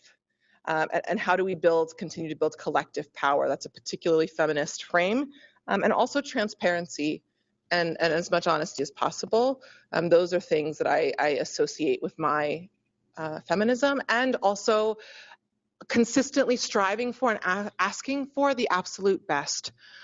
Not in terms of perfectionism, but saying as a woman, in terms of salary, in terms of other things, I'm interested in all of us getting the absolute best and starting with myself and countering some of the still internalized messages that I have as a woman, as a person of color, and standing up and saying, I want to fight for what's best for others, starting with myself. I always had a hard time answering this question. And then I read Alana Kershaw. She's this wonderful writer who wrote a book called If All the Seas Were Ink, about her experience studying the entire Talmud, reading the entire Talmud. And she talked about how, she was this, like, she's really amazing. She was a young single woman when she did it. And she said, like, I'm doing this like a man. Like I'm like, I make my own money. I have my own time. I have the freedom to study this. Traditionally, the people who had that freedom and power were men. And I kind of think that a lot of my professional life, I've kind of in some ways shown up as a man because I don't have kids, right? I never had to take time off for pregnancy. I didn't have to nurse babies. I wasn't trying to sort of balance that caretaker role, whether it's for kids or parents or whoever. And I think that part of the reason why it's hard for me to answer this is that I think a lot of the times when women most feel what it is like to be a woman is when they are starting to have a family or care for other people. It's like that burden falls much more on them than men. They're more penalized for taking the time to do it than men. I mean, it opens up this whole world of like, whoa, really tough. Whereas I think I've been kind of showing up very similarly to my male colleagues. I'm also someone who's pretty outspoken. I'm pretty aggressive. Like I think a lot of the things that women struggle with just by my personality, I haven't had as much trouble with, right? And I feel kind of very lucky. I feel like I think I've been really lucky, even being the only female speechwriter for many, many years on campaigns and in the White House. Yes, it sometimes felt like I had 7 brothers and I wanted to kill them all and they were bro-y and annoying, but I don't know, they treated me with a lot of respect and affection. And working for the Obama White House and campaign, the Hillary campaign, like these are atmospheres where people are respectful of women, right? Where people have a real awareness of this stuff and a consciousness of this stuff. So I just think I've been tremendously lucky. And I don't feel like I can give good, in some ways, I just can't give very good advice or really reflect meaningfully. And that makes me kind of feel a little badly, but that's just the honest answer. Bring your whole self. Yeah. Okay, great. Our next question is, given the challenges of coalition building, what does teshuva, which is a Jewish practice of repentance, look like to you? Yes. Given the challenges of coalition building, what does teshuva look like to you?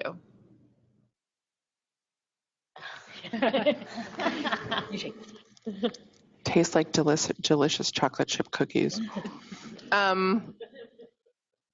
They're really very good. I'm assuming there's still some in the back. You should try some. So I think it's multiple things. I think I want to say 3 things: something about fun, something about returning, and something about it's hard as hell. Yeah, that's it. So help me remember those 3 if you can. Okay, so teshuva. So I never really connected with the term. This is why I love, I'm also interested in making Judaism more accessible.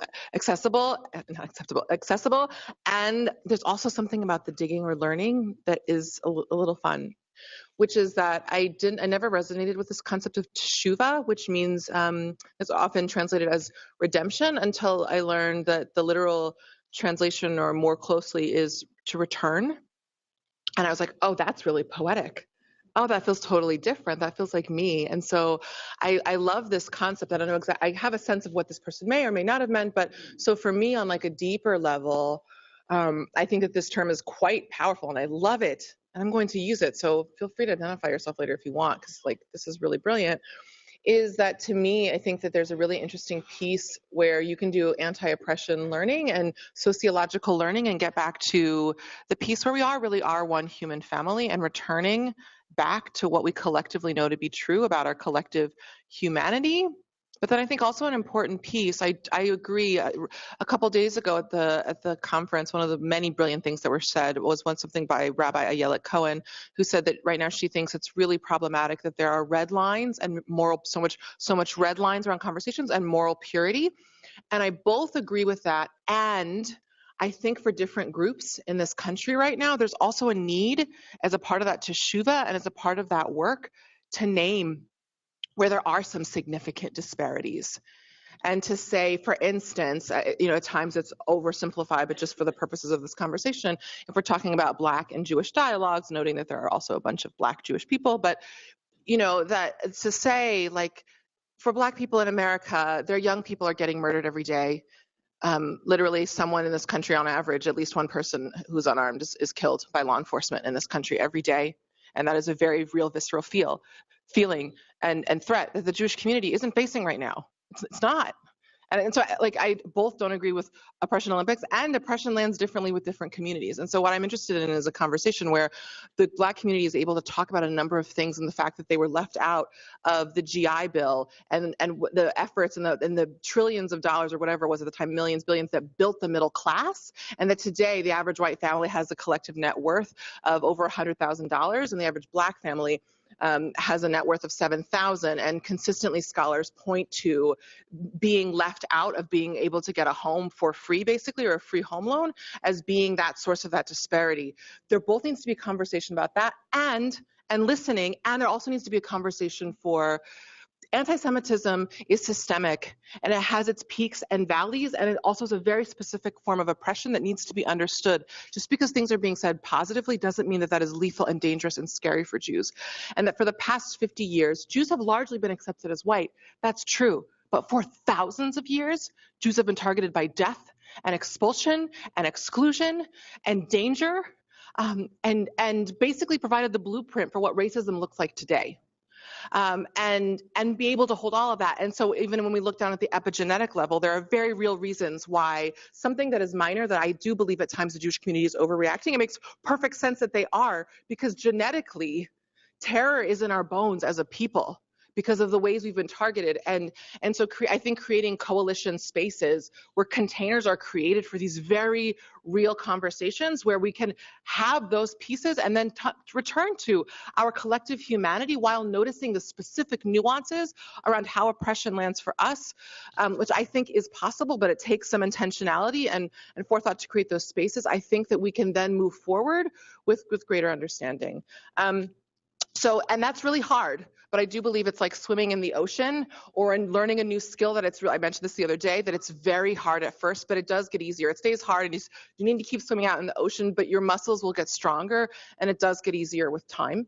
And I would add in that at times it's a little tricky, especially when you're working across lines of difference, but look for the opportunities for fun and joy in this work, because just focusing on the toughness and the oppression is miserable and it's suffocating and lethal. So whether it's jokes like I make about cookies or other things, or finding time to connect and dance and share music and be like, I can't do that and you can't do this, but that's a stereotype, ha ha ha. Whatever it is, of being able to joke about those things and make light of it, I think is helpful.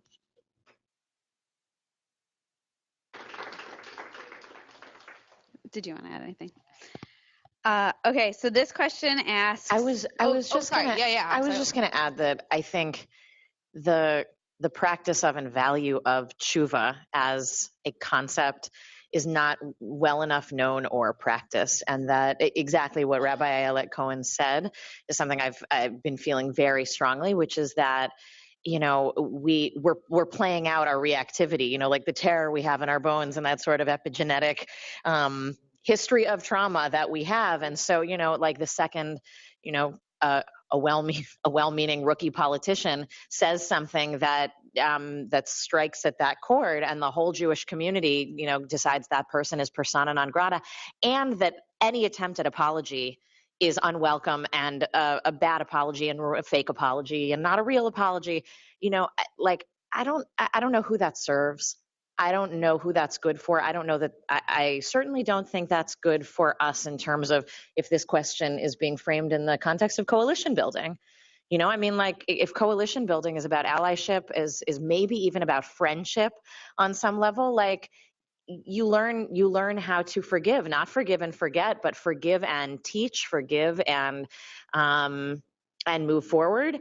And sometimes tshuva means falling off the wagon multiple times. Anybody who's been in recovery knows that. Anybody who's ever tried a diet knows that. Anybody who's ever done anything hard knows it. You know, you fall off the wagon and then you get back on. And that when you are allied with somebody, when you're friends with somebody, when you're trying to do something hard like change the world, you know, and which requires coalition building, there's going to be moments when people put their foot in their mouth and they do it again and they do it again. And for sure, like I heard Rabbi Professor Deborah Lipstadt, who, you know, speaks and writes about anti-Semitism, speak recently.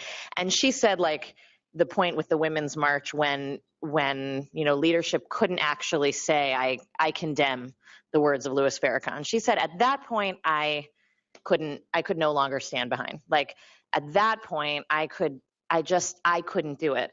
And then, so I actually raised my hand and asked the question, like, so if not you, who? Like, who's supposed to sit at the table and advocate for Jews if the Jews leave the room?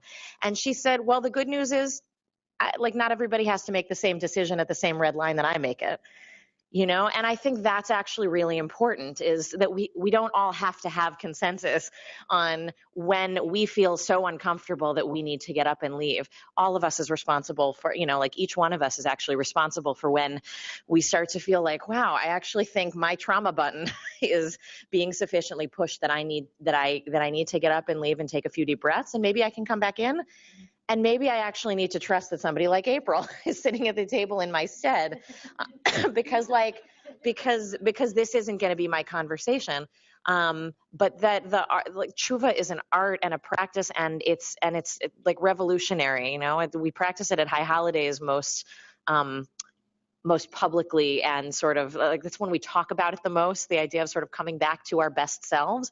I'm pretty sure our best selves are people who understand that people make mistakes because we make mistakes, and that's our humanity.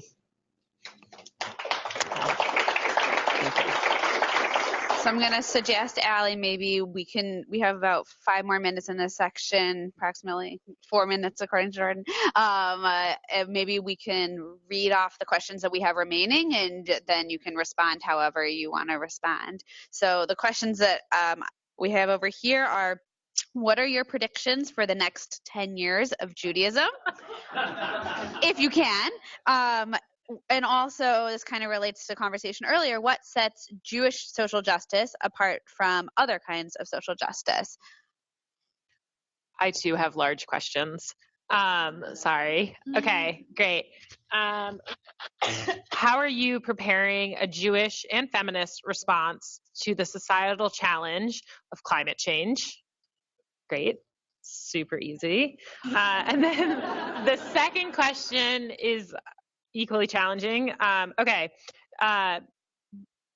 This comes from our live stream, so in case people didn't know, we are also live streaming this for people who are unable to come in. Yes. Thinking about the divide between American Jews and Israel, should American Jews embrace the divide as the differences are mechanized earlier, like multiculturalism and intermarriage and other divides in the American Jewish community, or should this is getting long. It's a 2 post-it situation. I think the question is getting at Jews are there are a lot of things that are dividing the community right now, like Israel, like intermarriage, and multiculturalism, and all these other things. How do you either embrace the divide or create something that lessens the division? Okay, wait. So yes. Feminist response to climate change. Yes. Divides between Israeli and American Jews on issues ranging from multiculturalism to intermarriage. And how do you either embrace that divide as American Jews and Israeli Jews, I think, move farther apart, or embrace it? You can fold that into your 10-year plan if you would like. Yeah, your 10-year plan for Judaism, and also specifically Jewish social justice. Right, Judaism in 10 years, and definitionally Judaism, what is Jewish social justice? Yes, and how does that impact Israel? Ugh. In 3 minutes. Answer one. 5. So 3 minutes each, or 1 minute each? 3 minutes. 1 minute each. 1 minute each. Okay. Answer all our questions. Okay, Sarah. I'm going to go with Clarifying. the social justice one, because that's, whatever, that's Great. huge too. But I think one of the things that strikes me, I don't know enough about other traditions of social justice to say that this is different. I'm just going to talk about Judaism and can't represent how it compares to others. But I think the preoccupation with the dignity of those who are being served is just incredibly strong and powerful. Like there's an incredible almost obsession with like, how do we ensure that people we are helping, the people we are doing chesed and tzedakah, this loving kindness and justice for, that we're not humiliating them, that we're not shaming them, that they are givers as well as being takers, that no one is sort of shunted into being just a taker. I find that incredibly profound about Judaism. I also just think that in Judaism, there is a notion that, we don't see ourselves just as the helper, this sort of constant feeling of always being the stranger. There's just an internalized sense that our fundamental moral orientation is on the outside. It is on the margins. Like we are really called to kind of have that identification so that when we are doing social justice, it's not as I am the leader and the ruler and you, poor person, I am helping you. It's a sense of, yes, I'm very powerful. I'm someone who has the status and platform to help others, but I'm also an outsider. I'm also identifying with the outsider. I think that's really important. And I think finally, I love what Rabbi Yitz Greenberg talks about all the time with this idea of us all being created in the divine image as meaning, and he's actually drawing on Mishnah, he's drawing on Jewish tradition. He's saying, it means that we're each infinitely worthy, we are each totally equal, and we are each fundamentally unique, right? Those 3 ideas together are kind of what, I think that is what the basis of all democracy, human rights. I mean, these are pretty core ideas, but they originated, they were really very much in Judaism, and I think those form the core of Jewish social justice. How that compares to other traditions, I don't know. Okay, so yeah, I'm not going to say much about the climate change piece other than I think both women and Jews have a very important role to play in that work and moving it forward. And it seems that one of the things that I've heard recently from some people who deeply engage in that is an effort to merge the social justice realm and the like climate change realm into the same space, because I'm told they're kind of separated out. And I'm interested in doing work around sustaining all life. For me, I'm mostly, not entirely, but mostly a vegetarian and vegan, because I really do believe it's like Black Lives Matter and taking care of animals. It's kind of, I don't think it's that different. I think life is sacred, and on every level. And I think the more we're comfortable dehumanizing any being contributes to us hurting other people. So it's not exactly the same, but I think it's deeply interconnected in a web. So for me, the next 10 years of Judaism, I have a lot of thoughts on this as someone who's been deeply engaged in this work. I think for me, it's going to be a question of, particularly as technology advances, for the Jewish institutional realm, I think the next 10 years, I mean, it's already, resources are going to come to develop, I believe we're going to continue to develop resources that serve the needs of Jews, and it's really going to be up to institutions how willing they are to be flexible and adapt to the moment. And I really hope a number of them will. I think a number of them will, but some of them will get left behind if they're not willing to be courageous and have the hard conversations that move them into the 21st century in the ways that they need to. I think particularly with the leadership, I think 10 years in of women being more in leadership positions, that can, I think part of what Rabbi Lizzi was mentioning earlier is there may be some patterns of patriarchy. And so that's why I love about the title of this, that the future is feminine as opposed to female, because that to me feels a little bit more like the power over as opposed to something that we all have. And so I'm excited to see what 10 years out of female feminist leadership looks like in the Jewish community. And also, I think I really have a lot of hope. I place a lot of hope in the Gen X generation. It's often left out of conversations within the Jewish community, but I think Gen Xers get it a lot. I think they understand the boomers. I think they understand millennials. I think that they're an adaptive generation that I think have a lot of power and ability to change. And right now they're kind of clamped on, like they're kind of stuck in a place because of the current leadership. But I think as those positions open up and more Gen Xers get into leadership roles, I think that that's an opportunity for adaptive leadership to really take hold in our community. And the last thing I'll say pretty concisely with the Jewish social justice, I think Sarah spoke to this pretty well. I love quoting hip hop, which at times I do in a Black accent, and sometimes I say it in my mostly kind of white sounding voice, which is awkward, but it is what it is. That's who I am. I'm a multiracial person. So like whether it's like, check yourself before you wreck yourself, or how are you going to win if you ain't right within?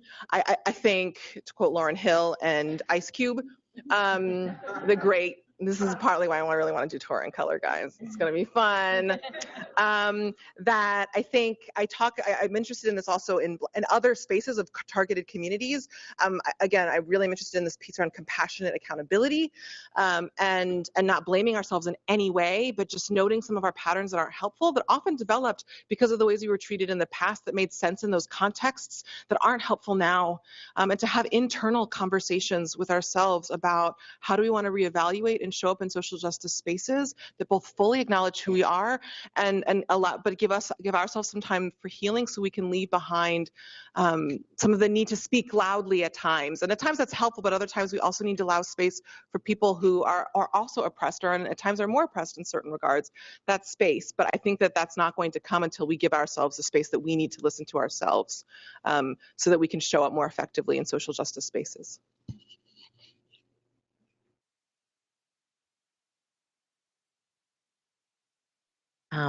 Oh, may I say one more thing really quickly? Sorry. And in terms of the Israel question, to me, part of anti-Semitism, a huge part of it is isolating Jews, and we internalize that when we isolate ourselves and also allow people to divide us. So for me, this question is, even though it's stressful at times, or at times like we had talked about in other spaces, I need to back off. I never want to let go of my people. Even if I don't like what they're doing, it's constantly reaching for my fellow Jews and their fundamental humanity. Thank you. There's a guy who's about 7 feet tall, and he has a long flowing white beard, and he's like thin, and even in the winter in Chicago he wears shorts and sneakers and a t-shirt to shul. And regardless of what I talked about on Friday night, he'll come up to me and he'll say, but how does that address the climate issue? But like, our planet is going to shit, like what, you know, like, but how does talking? And I think that guy is a prophet. I actually think, you know, I think that guy is a prophet. And he is like a one-issue guy. I mean, he's not actually a one-issue guy. He's got a lot of issues, and he sends me a ton of email. And he sends me a ton of email, and it's all incredibly well informed, and he cites 17 different sources in every email. And he is relentless. And I think, you know, what the world needs and what we need, and, you know, all of these questions, whether it's, you know, I feel like social justice is a very broad label to describe a lot of smaller, discrete individual campaigns and struggles that all sort of work together to build a world that is better, that looks better, and that feels better for more people, that is healthier, that is more just, and you know, that is social justice collectively. So to kind of like paint a broad brush on what is Jewish social justice, it's a lot of things to a lot of people, and it requires a lot of people showing up in all those spaces, committed to the thing that you're committed to, you know, and like really showing up and being relentless. Maybe not exactly like that guy, but actually a little more like that guy than most of us are most of the time. And I think like that's the struggle, you know, whether we're talking about Israel, Palestine, you know, like what you just said about how what anti-Semitism does is it sort of isolates Jews. And then when we isolate ourselves or allow ourselves to be divided or just check out of the conversation because it's easier to not be in it and because we can pass or whatever, so then we relinquish that issue, that conversation, that struggle to the people who are still in the room. And very often the people who remain in the room are not the people I want speaking for me. Great, so show up. So I think that's what is Judaism going to look like in 10 years? I don't know. You tell me, where are you going to show up?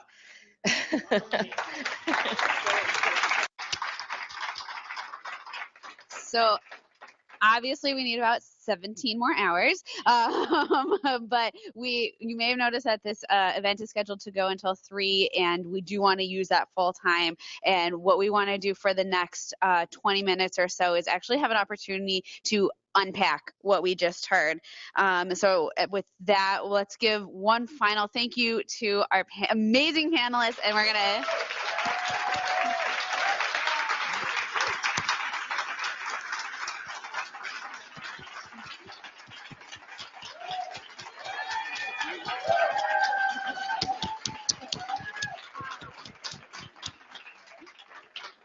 Thank you all so much. This is inspiring, and we're going to hand it over to Jackie for the last little bit.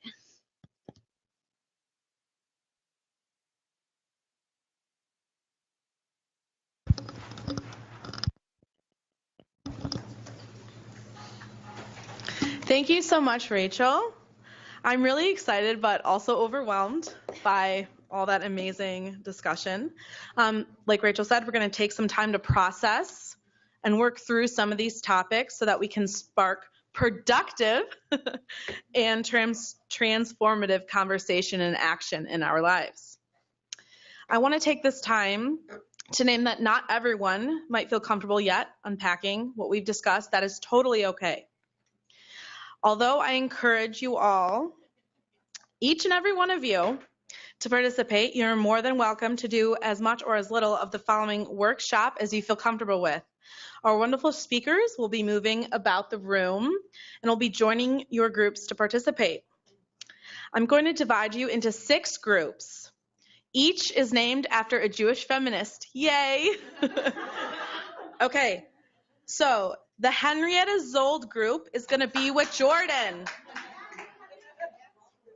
Okay, and so for that group, it's going to be, well, okay, so now our first row is a little slim, but don't move yet, y'all. Just remember. Okay, so maybe the first and second row is going to be with Jordan. The second group is the Adrienne Rich group. Love her so much. Emily, please raise your hand. And that'll be the third row. Got it, everyone? Great. The next group is the Bella Abza group. That's Allie back there. The next group, fourth row, Rose Schneiderman. That's Rachel. That's the fifth row? Okay. Thank you very much for keeping me accountable. Okay. So the sixth row, you're the Lillian Wald group with Sam and Ashley. The last but not least group, you're Paula Hyman with Danny, and I assume that's going to be the last row as well as the folks around.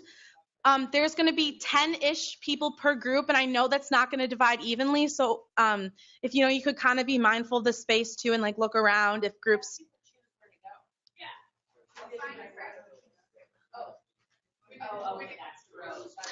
So if you are willing and able, I would really appreciate it if you would move your chairs to the spaces that everybody is in. So we're going to take a few moments to do that. I'll check in very soon.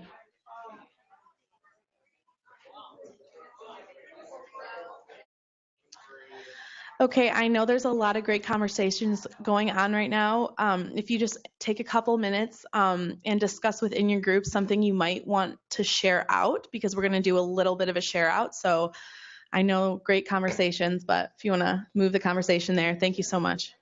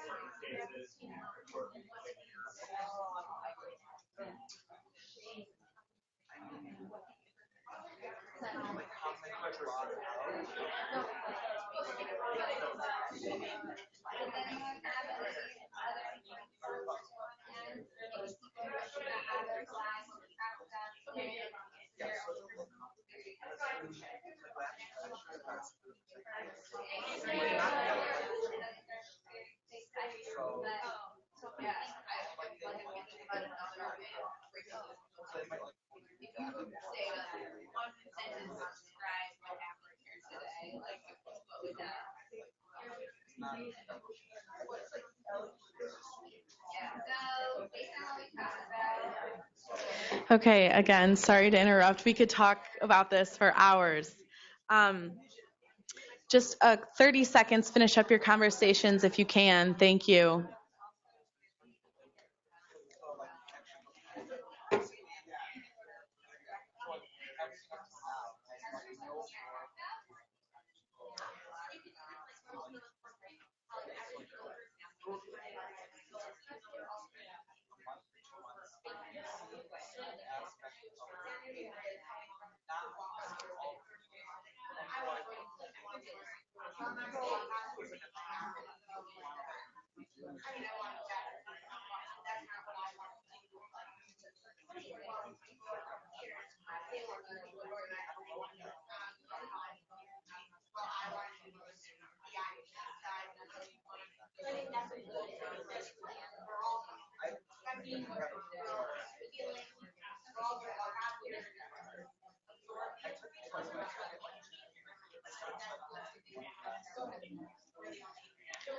All right, so now we're going to do a little share out. I'm just gently nudging you all. So finish up your conversations, if you will, please.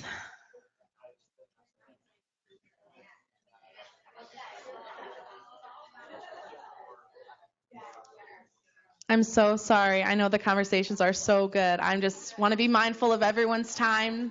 Don't keep you longer than we said. Ahem, ahem.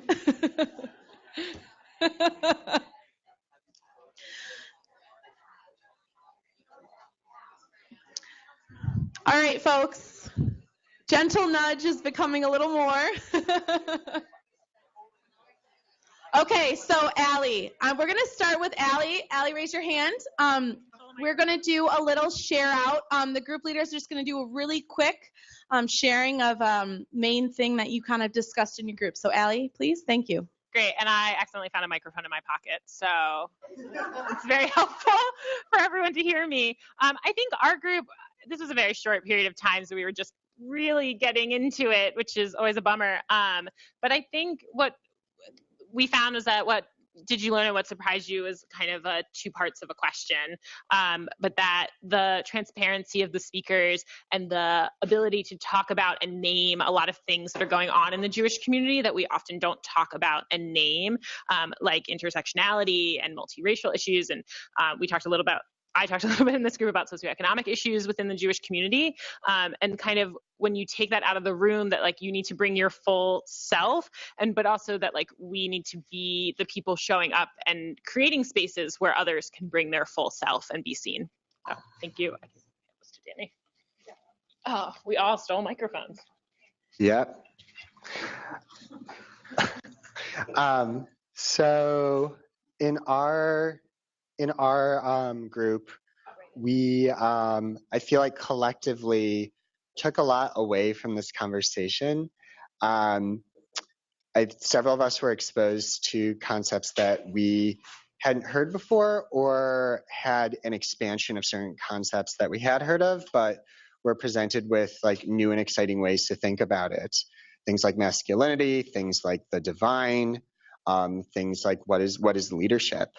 And in terms of how we feel committed and inspired to take action from this conversation, we're committed to not leaving the room. We're committed to actively engaging in holding the largest possible understanding of who and what Jewish community is.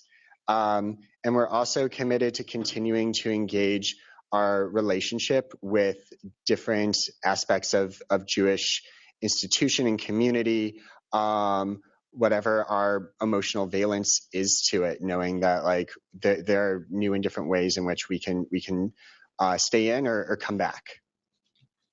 Thanks so much, Danny and Paula Hyman. All right, is Lillian Wald? Hello, can you all hear me? Okay.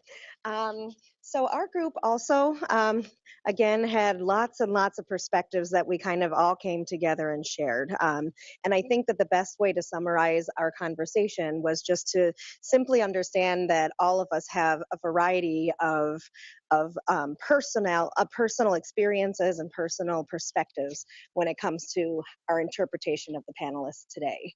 And that walking away from this conversation, we will continue to reflect upon our perspectives, our own self-identity, and then also how that will influence us as we look forward and move on as Jews and as non-Jews and as individuals. Thank you. So I think a lot of what my group talked about was a general appreciation for the variety of perspectives that we got, and what how important it is to sit and listen sometimes and withhold that judgment to really understand where that other person is coming from, and that there can be a lot of different perspectives even within the Jewish community and the non-Jewish community about one single event and what that can look like and effect that it has. And then a takeaway that we'll have from today is that, we came to this panel and it's called The Jewish Future is Feminist, and, what's the answer to that question? And we talked about that, even listening to these three wonderful speakers talk about feminist issues and all other issues around, that topic, that there is still not really an answer, and that's okay. And as long as we know that we have to leave this conversation knowing that we want to define that future by being present and showing up, that's what's important, that's what's valuable. And we'll figure out the answer as we go along by working together. Thank you. Thanks so much for sharing that. Rachel? Okay, so we barely got into it, but one of the things that came up for a number of people in our group was the need to cultivate spaces for young Jewish men and the leaders and as whole people and participants in Jewish community, and how important that is to feminism and feminist world.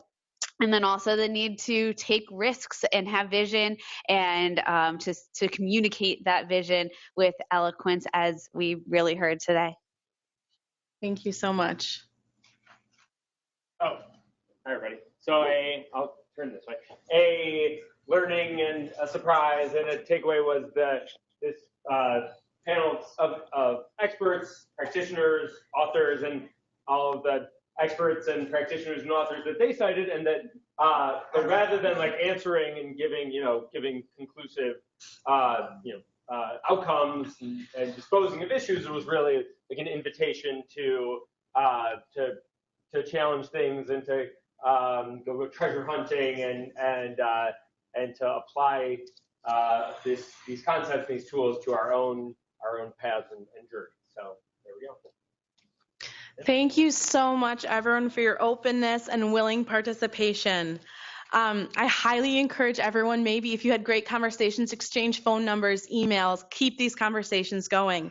I'm going to hand it over to Jordan for some closing remarks.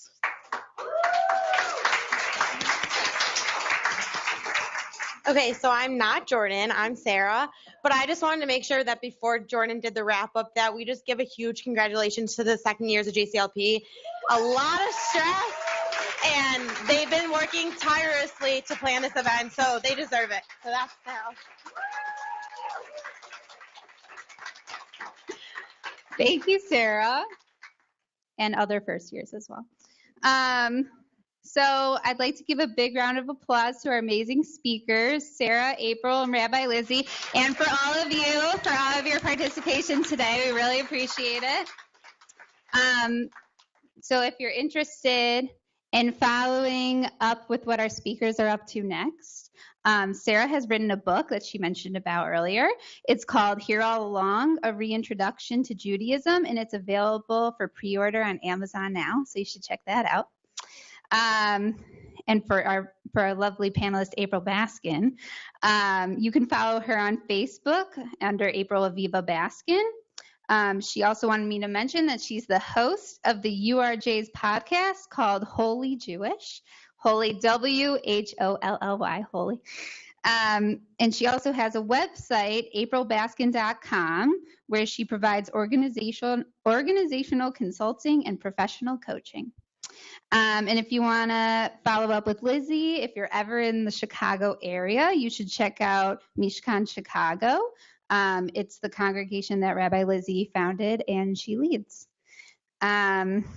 So please don't also forget to follow us on Facebook and Instagram and Twitter, JCLP. I put it all up here for everyone to see, so please check it out if you're interested in learning more about our program. As well as we have our first years who are putting on their own event at Limud, Michigan, which is March 31st. Their event is called Facing Our Fears, Intermarriage, Identity in Israel, Oh My. So if you're interested in that, you can register at limudmichigan.org. We also have graduation coming up for the second years, which is May 5th. I don't know what time off the top of my head, 10 o'clock in this room. So if you're interested, you should come here at 10 a.m. on May 5th. Also, later today at 4 o'clock, there's a screening of Irene Butter's documentary called Never a Bystander at Congregation Beth Israel. And yeah, just overall, I want to give everyone a big round of applause and thank you so much for coming. We appreciate your participation and commitment to having conversations like this one, and we hope that you will continue to engage in conversations around Jewish feminisms today and every day.